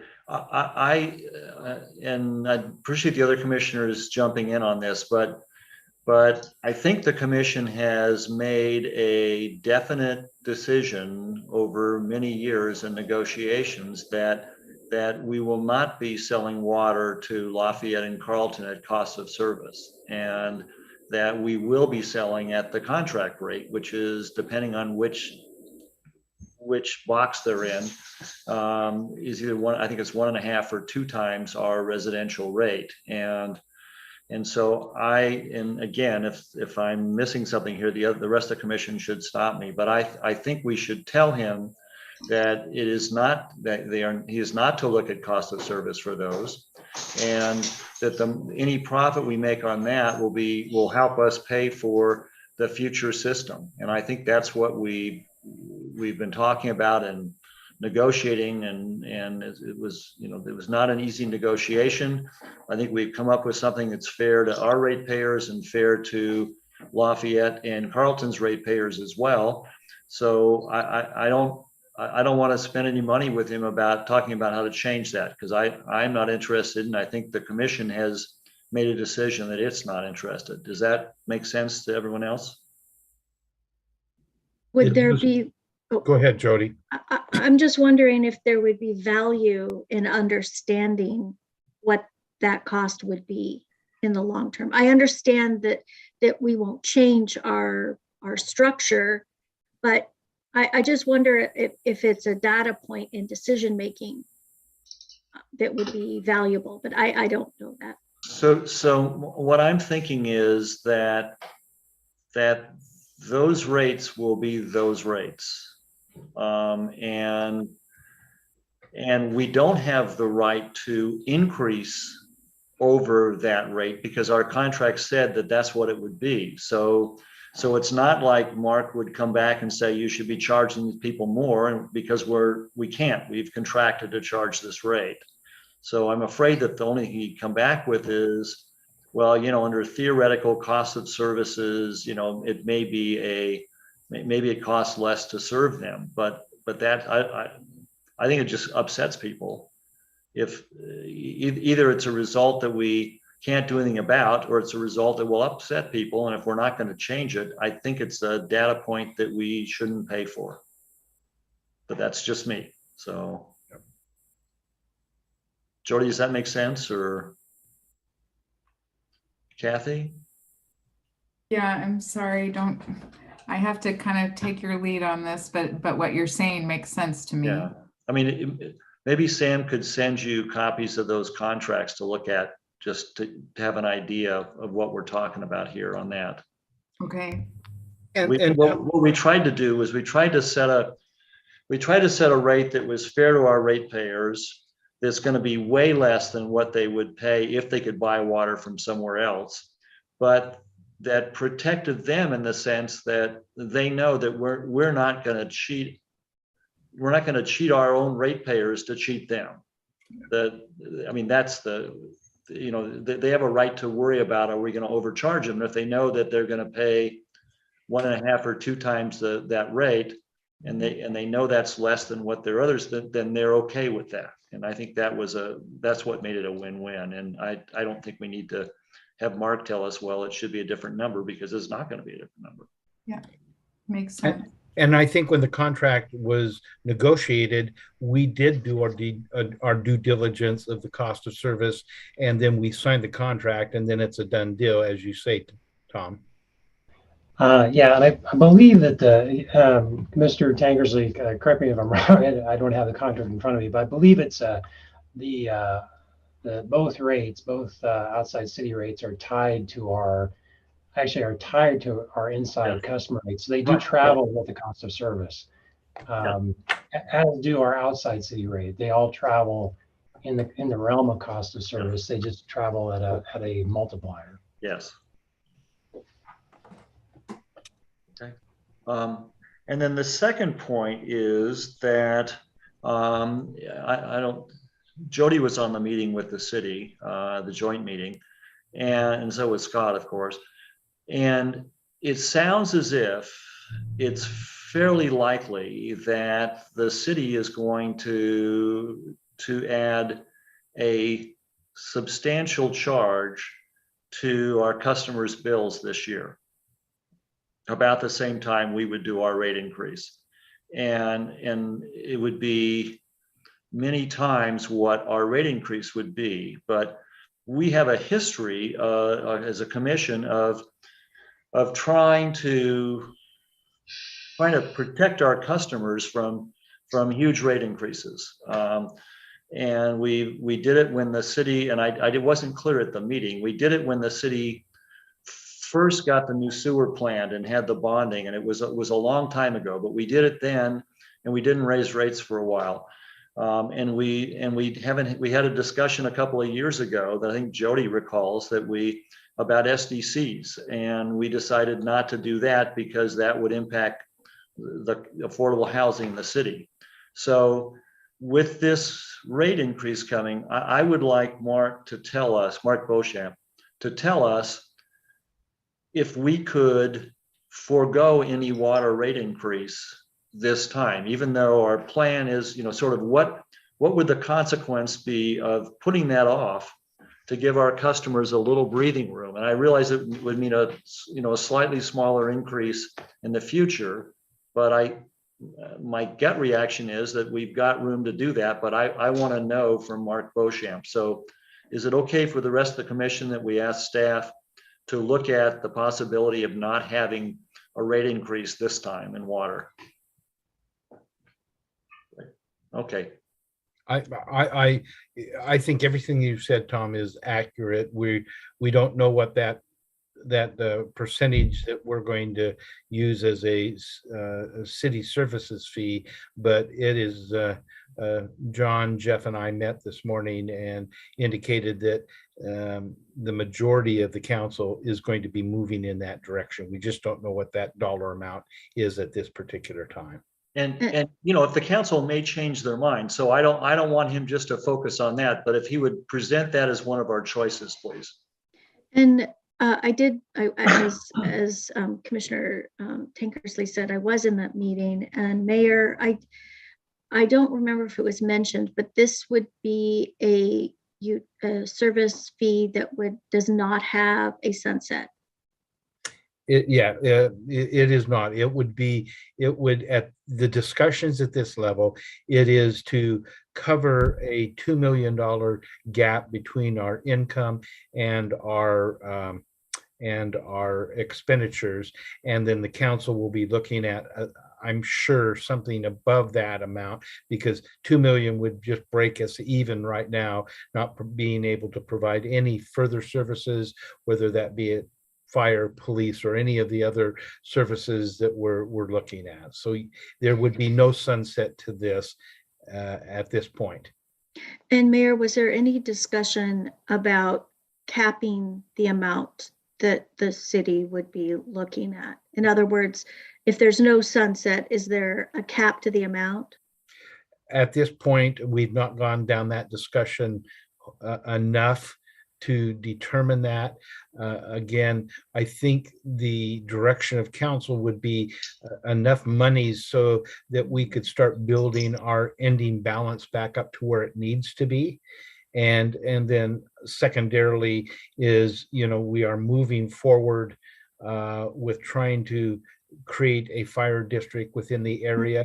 And if that fire district were to be created, that would bring another $1.50, $1.55 per thousand to the table, which, at that point, we could have a discussion as how we spin that story to be able to tell the intent of the council in moving toward a fire district. So it gives us quite a bit of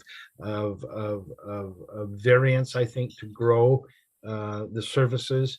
And the intent isn't that this is going to be every 2 years, every 3 years, we're going back to the well.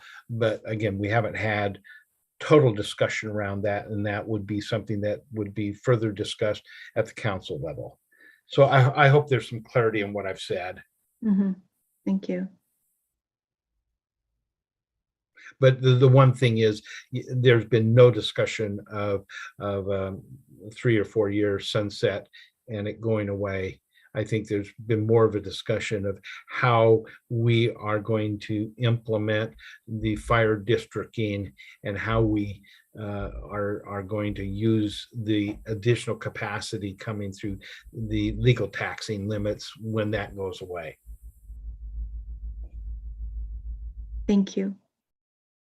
And while we're on this topic, I want to thank John Spence. The commission talked last time about wanting to be sure that whatever we did, we weren't cutting off people's power for not paying a city fee. And the city indicates that the council indicates they agree with that too. And it sounds easy, but it's not. And so I spent quite a bit of time, and John was quite patient with me and ultimately came up with, I think, his best idea of how to do it, and working through our billing system complexities. So good job, John. Thank you. Well, and then to go along with that, Tom, as as mayor and as a city, we truly appreciate those that participated in our workshop discussion. We garnered, I think, a lot of good input from that meeting. And, you know, Tom, you'll have an opportunity to talk with John. But again, this morning early, we met with Jeff and John and myself, trying to incorporate how we're going to be moving forward using the billing system of MW&L, and keeping in mind that we're utilizing your system and it's not our system. And I think we came closer to an agreement. John and I had a discussion after it, and I think it was a very I think the meeting brought some clarity to where we're moving forward.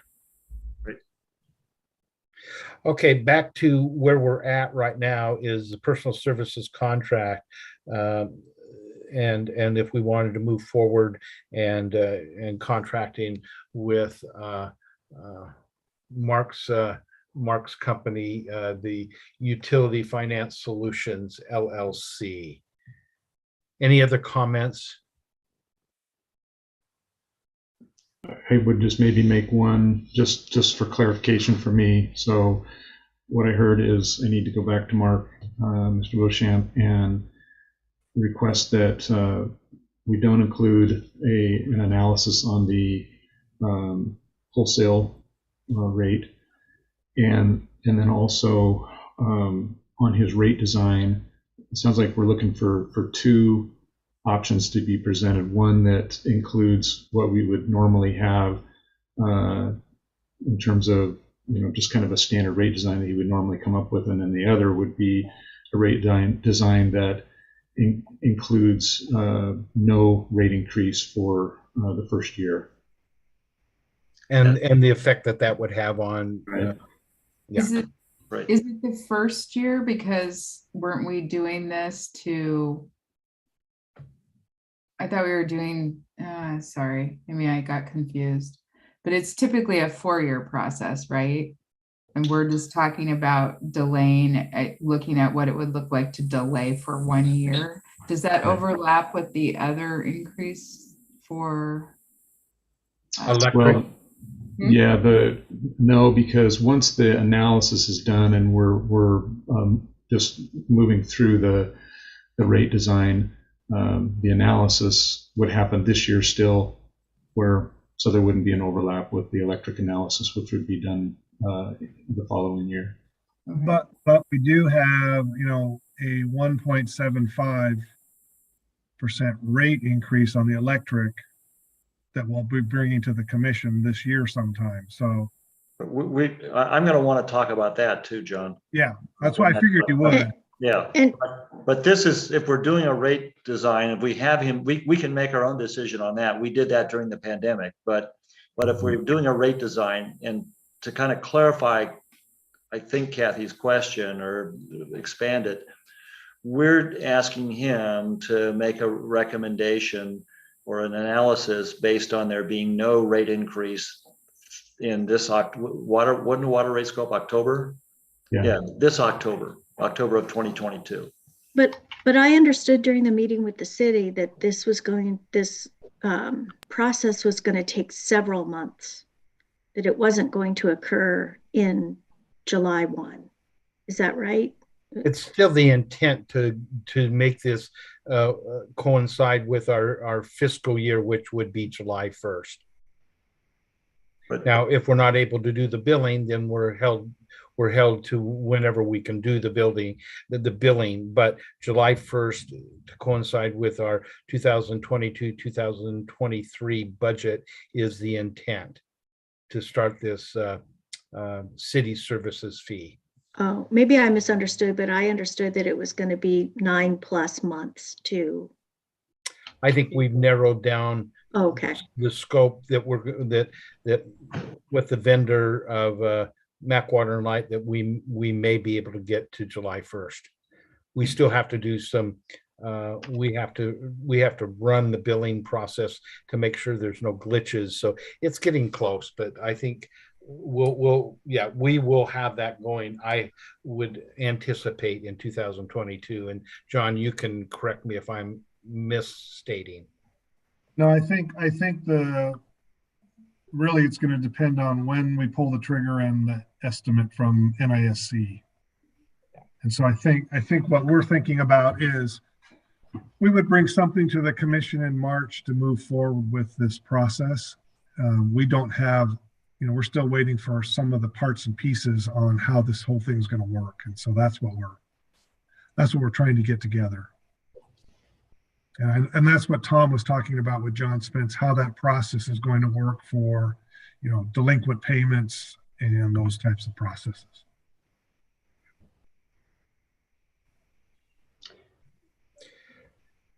And Any if other you're ready, oh, okay.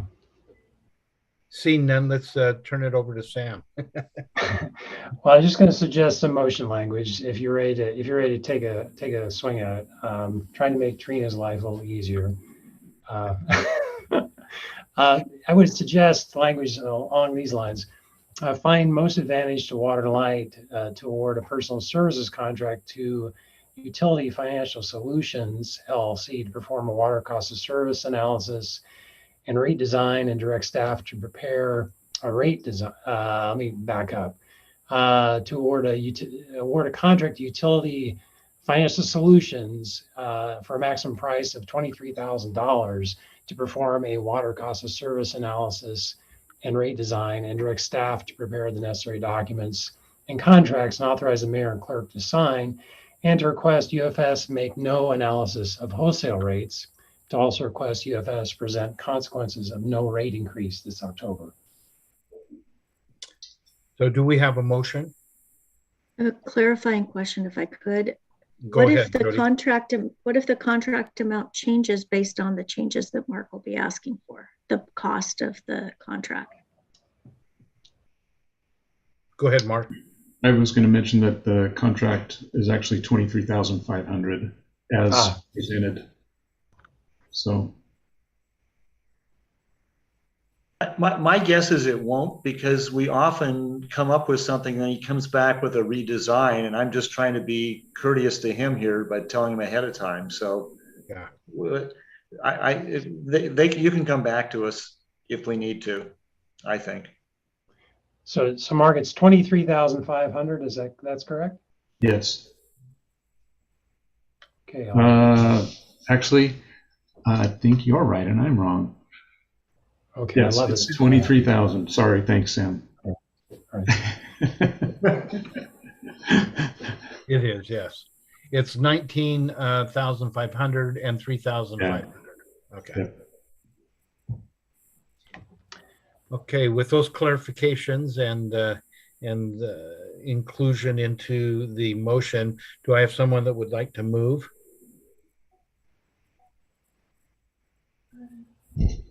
You can just refer to that what Sam said. You don't have to say it.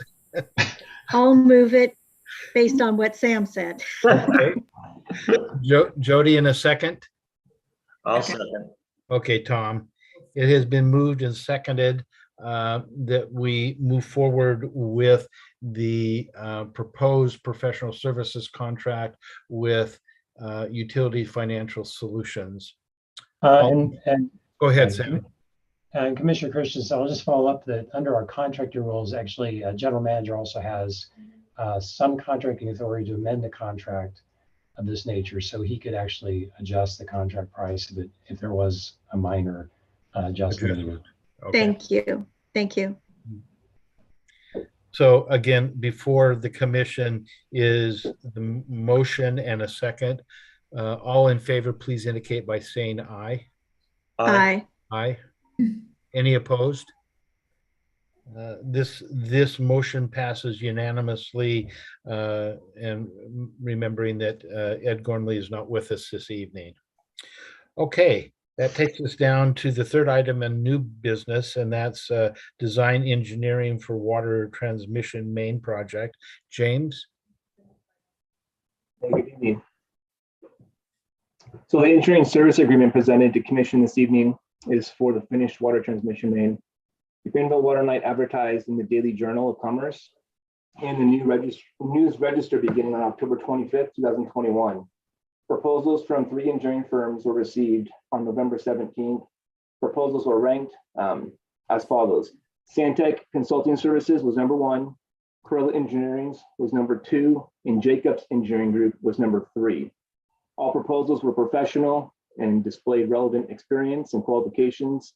Santec's qualifications, project team, and experience with similar projects scored them the highest.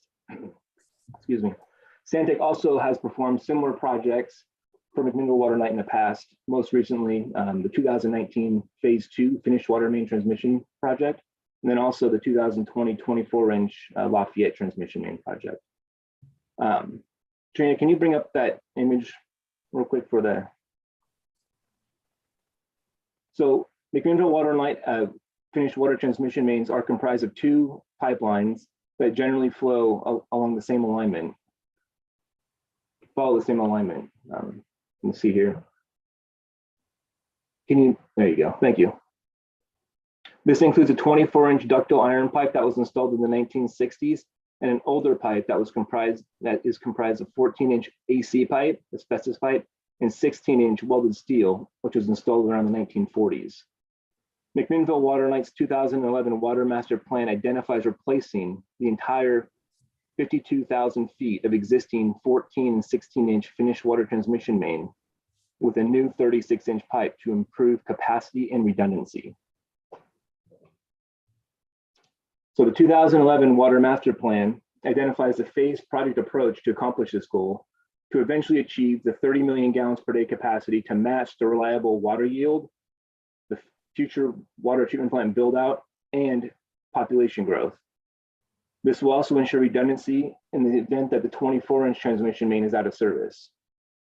So beginning in 2014 with the Phase 1 construction, which is highlighted up in the very top there in the gray, that's approximately 3,000 feet of welded steel. It's about 2,200 feet of welded steel and some 36-inch through there, through a tunnel. That was the first phase that we embarked on.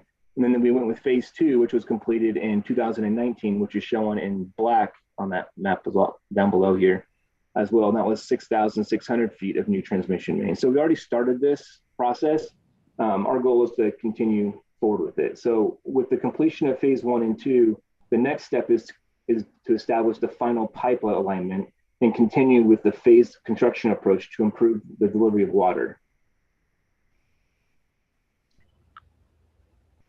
So the agreement before you tonight has 2 critical tasks. The first task is the alignment study and phasing of the future transmission main. This includes evaluating the transmission main alignment options and phasing the projects to replace that older 14 and 16-inch transmission main. So that'd be the first task. And the second task on there would be to design and get ready bid ready documents for construction. So that'd be Phase 3 and 4. And 3 and 4 is identified in the bottom, that's in the green and in the yellow. And that's approximately 12,400 feet. So we would have Santec come in, do the alignment study, get some of the areas figured out with some preliminary design. And once the alignment study is established, we would proceed forward with Phase 3 and Phase 4 for the design. So we'd have 2 shovel-ready projects. McMinnville Water, so the funding is identified in the water capital improvement budget. We also received a grant from Yamhill County American Recovery Plan in the amount of $200,000. The grant agreement will be presented at a future commission meeting for your approval if we decide to go that direction. The contract amount for this is not to exceed $909,484.79. So at this point, I can open up for some discussions here. We can talk about the map you have in front of you here is just some of the phasing that we came up as staff. It may change based on the findings we have through the agreement here, but this is what we're proposing to move forward with Santec this evening. Are there any questions? Let's go ahead and open it up for questions of James.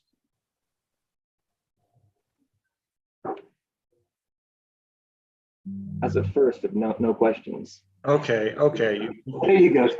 So real quickly, James, and I know you have a good reason. I'm just curious. why did we choose the green and the yellow as the next part to do this? We met with staff. It's about 2,200 feet of pipe. With the assumption that we're going to be accepting the grant, that grant has an 18-month period to get things completed. That would be the simplest phase to complete, but it's also one of the more critical phases also because it's right there at the service reservoirs.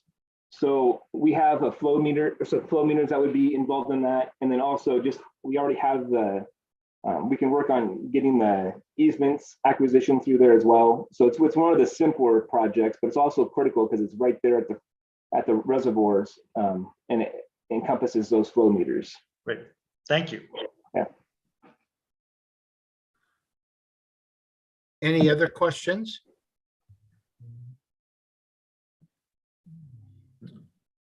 All right. Okay, we take the map down and go back to full view of the commission.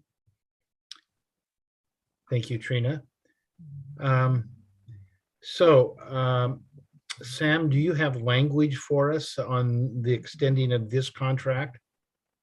Yes, in your language, you'll find, I think I'll probably just be reading verbatim the action requested that Mr. Berg has in his memorandum. Motion would read something on the order of this: Commission approval to award an engineering service contract with Stantec Consulting Services for the comprehensive evaluation of the finished water transmission main alignment and design for approximately 12,400 feet of 36-inch finished water transmission main for a not to exceed amount of $909,484.79 per ORS 279C 110 and OAR 125-048020 regarding the formal selection of engineering services, and authorize the mayor and clerk of the commission to sign the contract pending issuance of notice of intent to award and no protest being filed. Thank you, Sam. Before I ask for a motion, any clarifying questions from the commission? Hearing none, then I will ask for a motion to approve. So moved. Okay, Tom, and then a second. Second. Kathy. So it's been moved and seconded by Tom and Kathy. All in favor, please indicate. By saying aye. Aye. Aye. Any opposed, indicate by saying nay. This design engineering of the water transmission main project to Stantec is approved unanimously. James, we have another before the commission, the approved extension agreement for zone 2 improvements, and we've had some discussions about that. Can you present to the commission? Excuse me, before this goes on, this is the Cower, Astor, and House group, right? So yeah. I'm going to excuse myself from consideration in this matter because of a prior representation of the company and the group. Okay, thank you, Tom, but that still gives us a quorum to be able to move forward. Yes, thank you. Okay, James. So tonight, staff is recommending commission approve and authorize the mayor and clerk to sign the water extension agreement for the water pump station and transmission main improvements only project with West Hills Properties LLC to provide finished water to water pressure zone 2. So just a quick recap. This has been to commission before in regards to the zone 2 discussion. So I'm just going to kind of walk through just a timeline of what we went through and how we got to this point. So West Hills Properties made a request to McMinnville Water and Lake to develop in water pressure zone 2 on February 25th, 2021. This included Hillcrest subdivisions 7, 8, and 9, which is approximately 100 lots. This topic was discussed at the March 16th commission meeting and at the August 17th commission meeting. The August 17th commission meeting also included a presentation from Jacobs Engineering with revised cost estimates and a phased approach for providing water to zone 2 based on the development that was proposed. These discussions from the discussion, staff was directed by commission to meet with West Hills Property and discuss the results of the study and potential funding options. McMinnville Water Night staff, we did meet with them on September 9th. We talked about the study, we talked about the funding options. They requested time to review those options. We met again on December 1st at their request to discuss the next steps to move forward for development in Zone 2. At that time, they said that they wanted to proceed with a water extension agreement, and that was their preferred method of payment to proceed forward with development. So McMinnville Water Night staff is recommending proceeding forward with a water line extension agreement option. This would include 2 separate water line extension agreements. So we're bringing this forward this evening because this extension agreement that we're going to discuss currently here is different than we've done in the past. This is a normal extension agreement that we would typically do. The developer would pay for all the development costs. They'd submit a design to engineering. We would review it. We'd go back and forth and make changes. It would go up to our general manager for approval. They'd approve it. City manager or the mayor would sign it. And then they would start construction and it would go from there. This one's different because McMinnville Water and Light is going to be procuring the design engineer, and we're going to be procuring the contractor to perform the work. So this is why we're presenting it this evening. This work is going to take place at the Fox Ridge Reservoir site, and then there's an easement through the Larson's property out there as well for the existing pipe. And at that point, they'll connect to it. Trina, can you please bring up that image for the site overview? So the first extension agreement, the one that's being presented this evening, is for the work you can see in the map here. It's for the service, back by the service reservoirs. There's a label in there, the pump building. So that will have some work. And then there's that blue line there.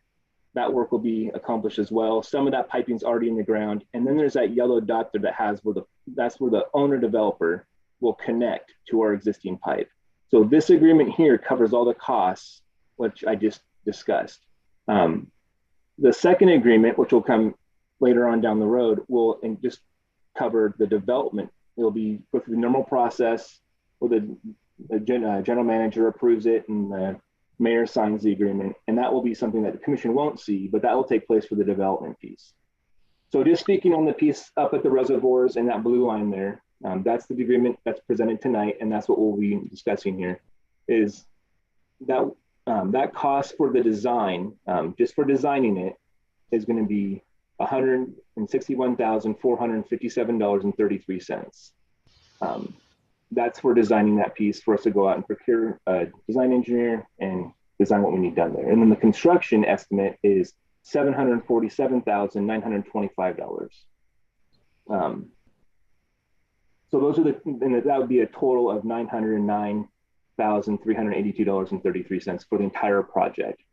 So there's a couple in the agreement itself, there's a couple points where the owner developer has a way to get basically excuse themselves, to reject the construction piece. So once they sign the extension agreement for the $161,457, they're on the hook for that because we're going to proceed forward, design it, we get the money up front, and we design this piece. And then there'll be an engineer's estimate at the very end of design where they can say, we don't want to proceed forward. But if they do just proceed forward, we'll go out to bid. And then at the point where we receive the bids, they'll have a point to reject it then as well. But if they accept it, we're moving forward. At no point will they get that $161,457 back once we've completed design. And that's in the agreement. And Sam, step on in there if I misspoke there at all. So if you did great. All right. So if this is approved by commission, McMinnville Water and Light will be coming back to commission in the near future for an engineering design for a contract for engineering design firm, and potentially a contract with a contractor in the future. I say potential because what we just discussed, the owner has those options to reject the construction phase at those 2 points. Let's open it up for questions of anyone. And the first question that I have, James, is as you've had the preliminary discussion with the construction company, with Howard Astor, is he favorable to how we're approaching this? He is. We've exchanged many emails and we spoke. This is his preferred option. Okay. Let's go ahead and take, any other questions from Commissioner Tate or Christensen? Again, for me, I think the most important thing would be that we've had those conversations with Howard and he's feeling comfortable. He's got a great asset up there, but he can't develop it unless we move forward. And I think we've done this in a fairly timely manner. Yeah, Kathy?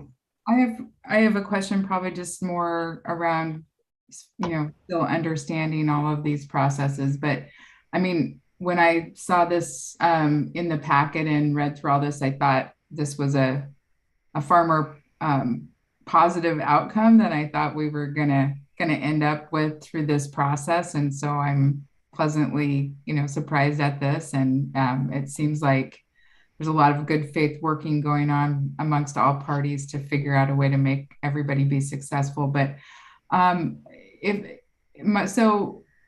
curious about the West Hills property paying for that first the construction from the pump building to where the point is of connection, and the fact that they're paying for that whole cost. So it would seem to me that McMinnville Water and Light is not putting any investment in this construction into this zone, that it's all going to get paid for by the developer. Is that accurate? So under this extension agreement for this work that was described, that the answer is yes on that. There has been previous work in the past that we didn't mention here. I mean, the pump building itself is already constructed in 1995. So that was a large asset that was constructed. There's pipe in the ground currently as well that's already been placed in the ground, and we're in the process of inspecting that pipe. And so that was all in anticipation of future development. And so would this be common has this happened other places and other times where, like, you sort of know that in future development is going to happen and you do planning for that, but the actual, like, I don't know, the initial actual construction to get things hooked up is picked up by the first person in who goes into that zone, right? Like, you're the first person that's going to take advantage of this initial infrastructure we built, and you're going to move into this zone, and so you're going to pay that piece of actually getting to your connection point. So I guess I'm just trying to figure out, like in my business, a lot of times we have somebody who wants something and we have to build some infrastructure to get to them, and in that process we either pass other people or we pass other connection points, and the first person in has to pay because they want it first, but then later on other people come along and they sort of get the advantage of the fact that there was somebody who wanted to come in early, and that person kind of, instead of sharing that expense, that person picked up the whole first piece of it. I'm sorry, because I'm not really saying anything so much about this project. I'm just trying to understand how water and light expansion works and how development in McMinnville works when it comes to these utilities. Am I making any sense? Probably not. Sorry. So I can probably help with that. So the answer is yes. Usually the first person in pays the whole cost. Here, in this case, Water and Light actually went ahead and built the pump station, and correct me if I'm wrong, James, most of the blue line is already installed. There's only a couple hundred feet, I think, that has to be installed, if I remember right. And so Water and Light had already paid for that infrastructure. But what I'd also say here, most of the development here most of that property is actually owned by Howard. Okay. So if you look at most of that blue to the south and to the west, most of that is actually owned by Howard. Okay. So future development, he'll benefit for as well, right? Yeah, it's not just for a small piece of his property. He's got, I think, and you can correct me if I'm wrong, James, is it close to 400 lots there he can develop? That's correct. And then, so basically, if anybody else needs to develop in that area, what we will have to do is upsize the pumps that Howard put in. And so those people would have to pay for that cost. Right, right. I see that. And so when we talked about this, it's been a long time. So, and I've been trying to learn a lot. So, but I feel like when we talked about this a long time ago, you know, early in the year or early last year, I think, James, you said this is the first time we've done something like this, right? So is there like modeling that has been gone through or thought about for applying this in the future to additional circumstances like this? Or is this more just sort of a one-off that we wouldn't expect to see happen very often? I don't think you'd expect to see it very often just because of the zone 2 piece tied to it. But there are other funding mechanisms out there. And Mr. Justice and John are well aware of also, like the SDCs, the reimbursement districts. This is one tool. Since we don't have those tools available, and West Side Properties, they're pushing pretty quick to build up there. So we're trying to accommodate that the best we can. I mean, in a reasonable way. Yeah. But we gave them options, and this water line extension agreement was the option that was probably the quickest for them. We had to put a lot of work in to make this internally work. And Sam, Mr. Justice, has put a lot of work into it. But yeah, so having the funding tools for the mechanisms is a challenge. But in the future, I think this process would work. But I don't think coming back to commission with something similar to this in the near future would be. I don't think you'd see this anytime soon, but I could be wrong. Yeah, we really don't have any options for other zones.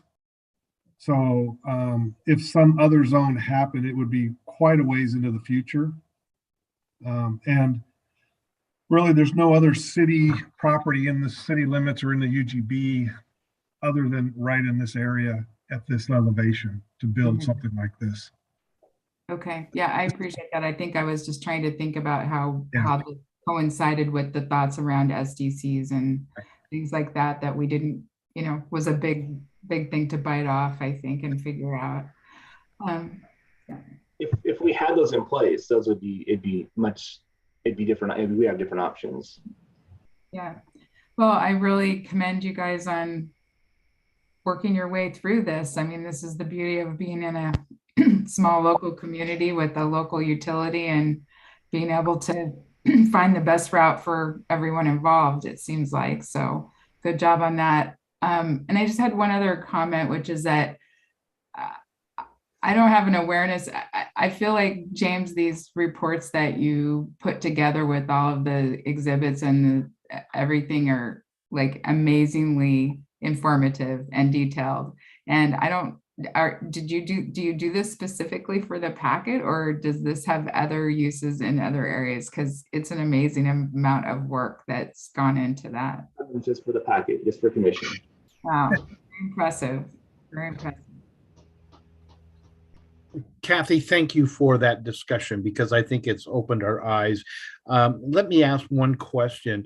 You know, down from Zone 2 on Redmond Hill Road going south is the extension of our UGB, and we anticipate at some point a major development going in there, but we will not need to utilize water that goes up to tier 2 and then dropping back down because they're at a lower elevation. Thus, what we are doing is a single purpose water line for a specific location and in reality for one builder, and that might be why we're doing it this way. There's no expansion. I don't think we're going to go up any further, so it's a single purpose, and we wouldn't utilize the water to go up and then come down to take care of that new UGB that, you know, I'm guessing that in the next 3, 4, 5, 6, 7, 8 years are going to be fully developed, much like the Baker Creek development that has happened very quickly.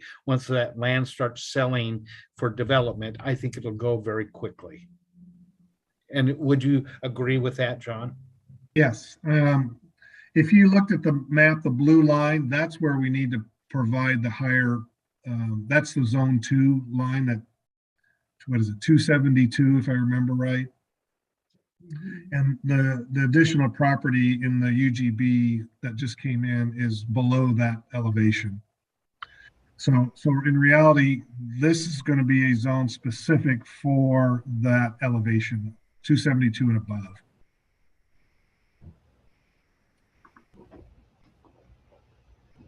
Any further questions?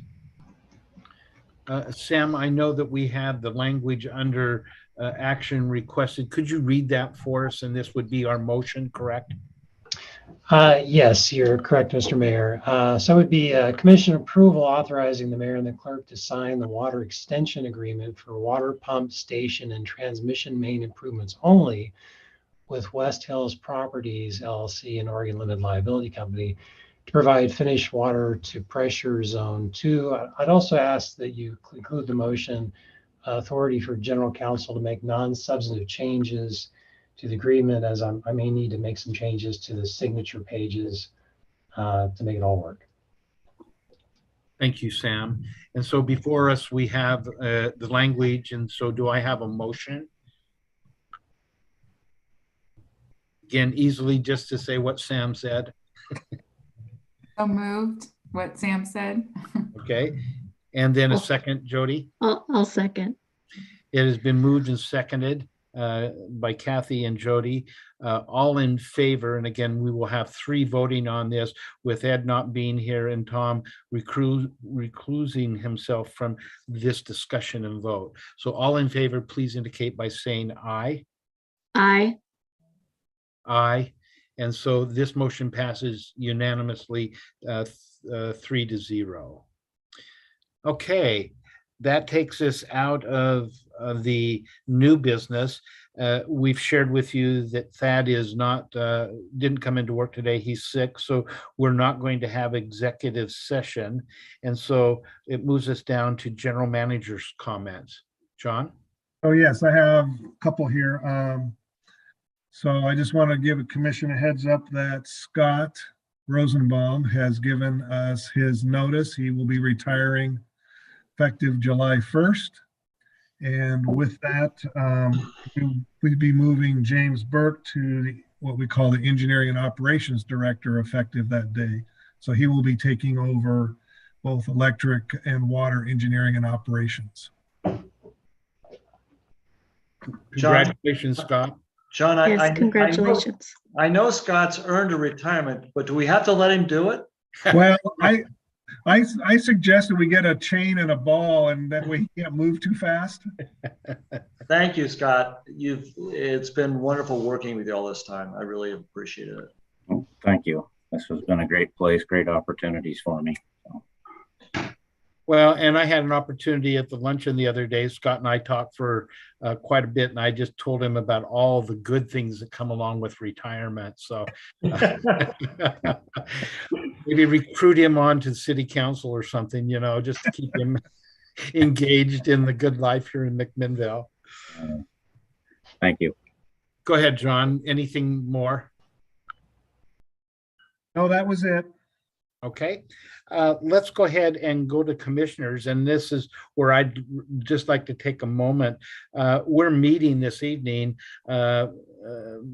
because of the city hijacking your third Tuesday for the state of the city and the mayor's awards. And I just wanted to let it be known that our general manager, John Dietz, was recognized with a Pillar of the Community Award for his good work during some very trying times this last couple of years, COVID, and his forward thinking and providing the direction of this great unit. And so we recognize John with that award, well deserved. His involvement with MADP, just so many good things happening. So John, again, congratulations.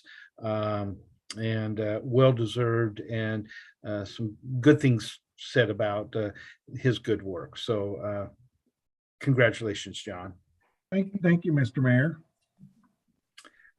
Any other comments from commissioners? Hearing none, Then we've got our financial information, a part of our packet, and you can look at that at your leisure if you've not already done so. And so it is 6:31 and we are adjourned. Thank you all. Good job, John. Nice job. Yeah, congratulations. Thank you.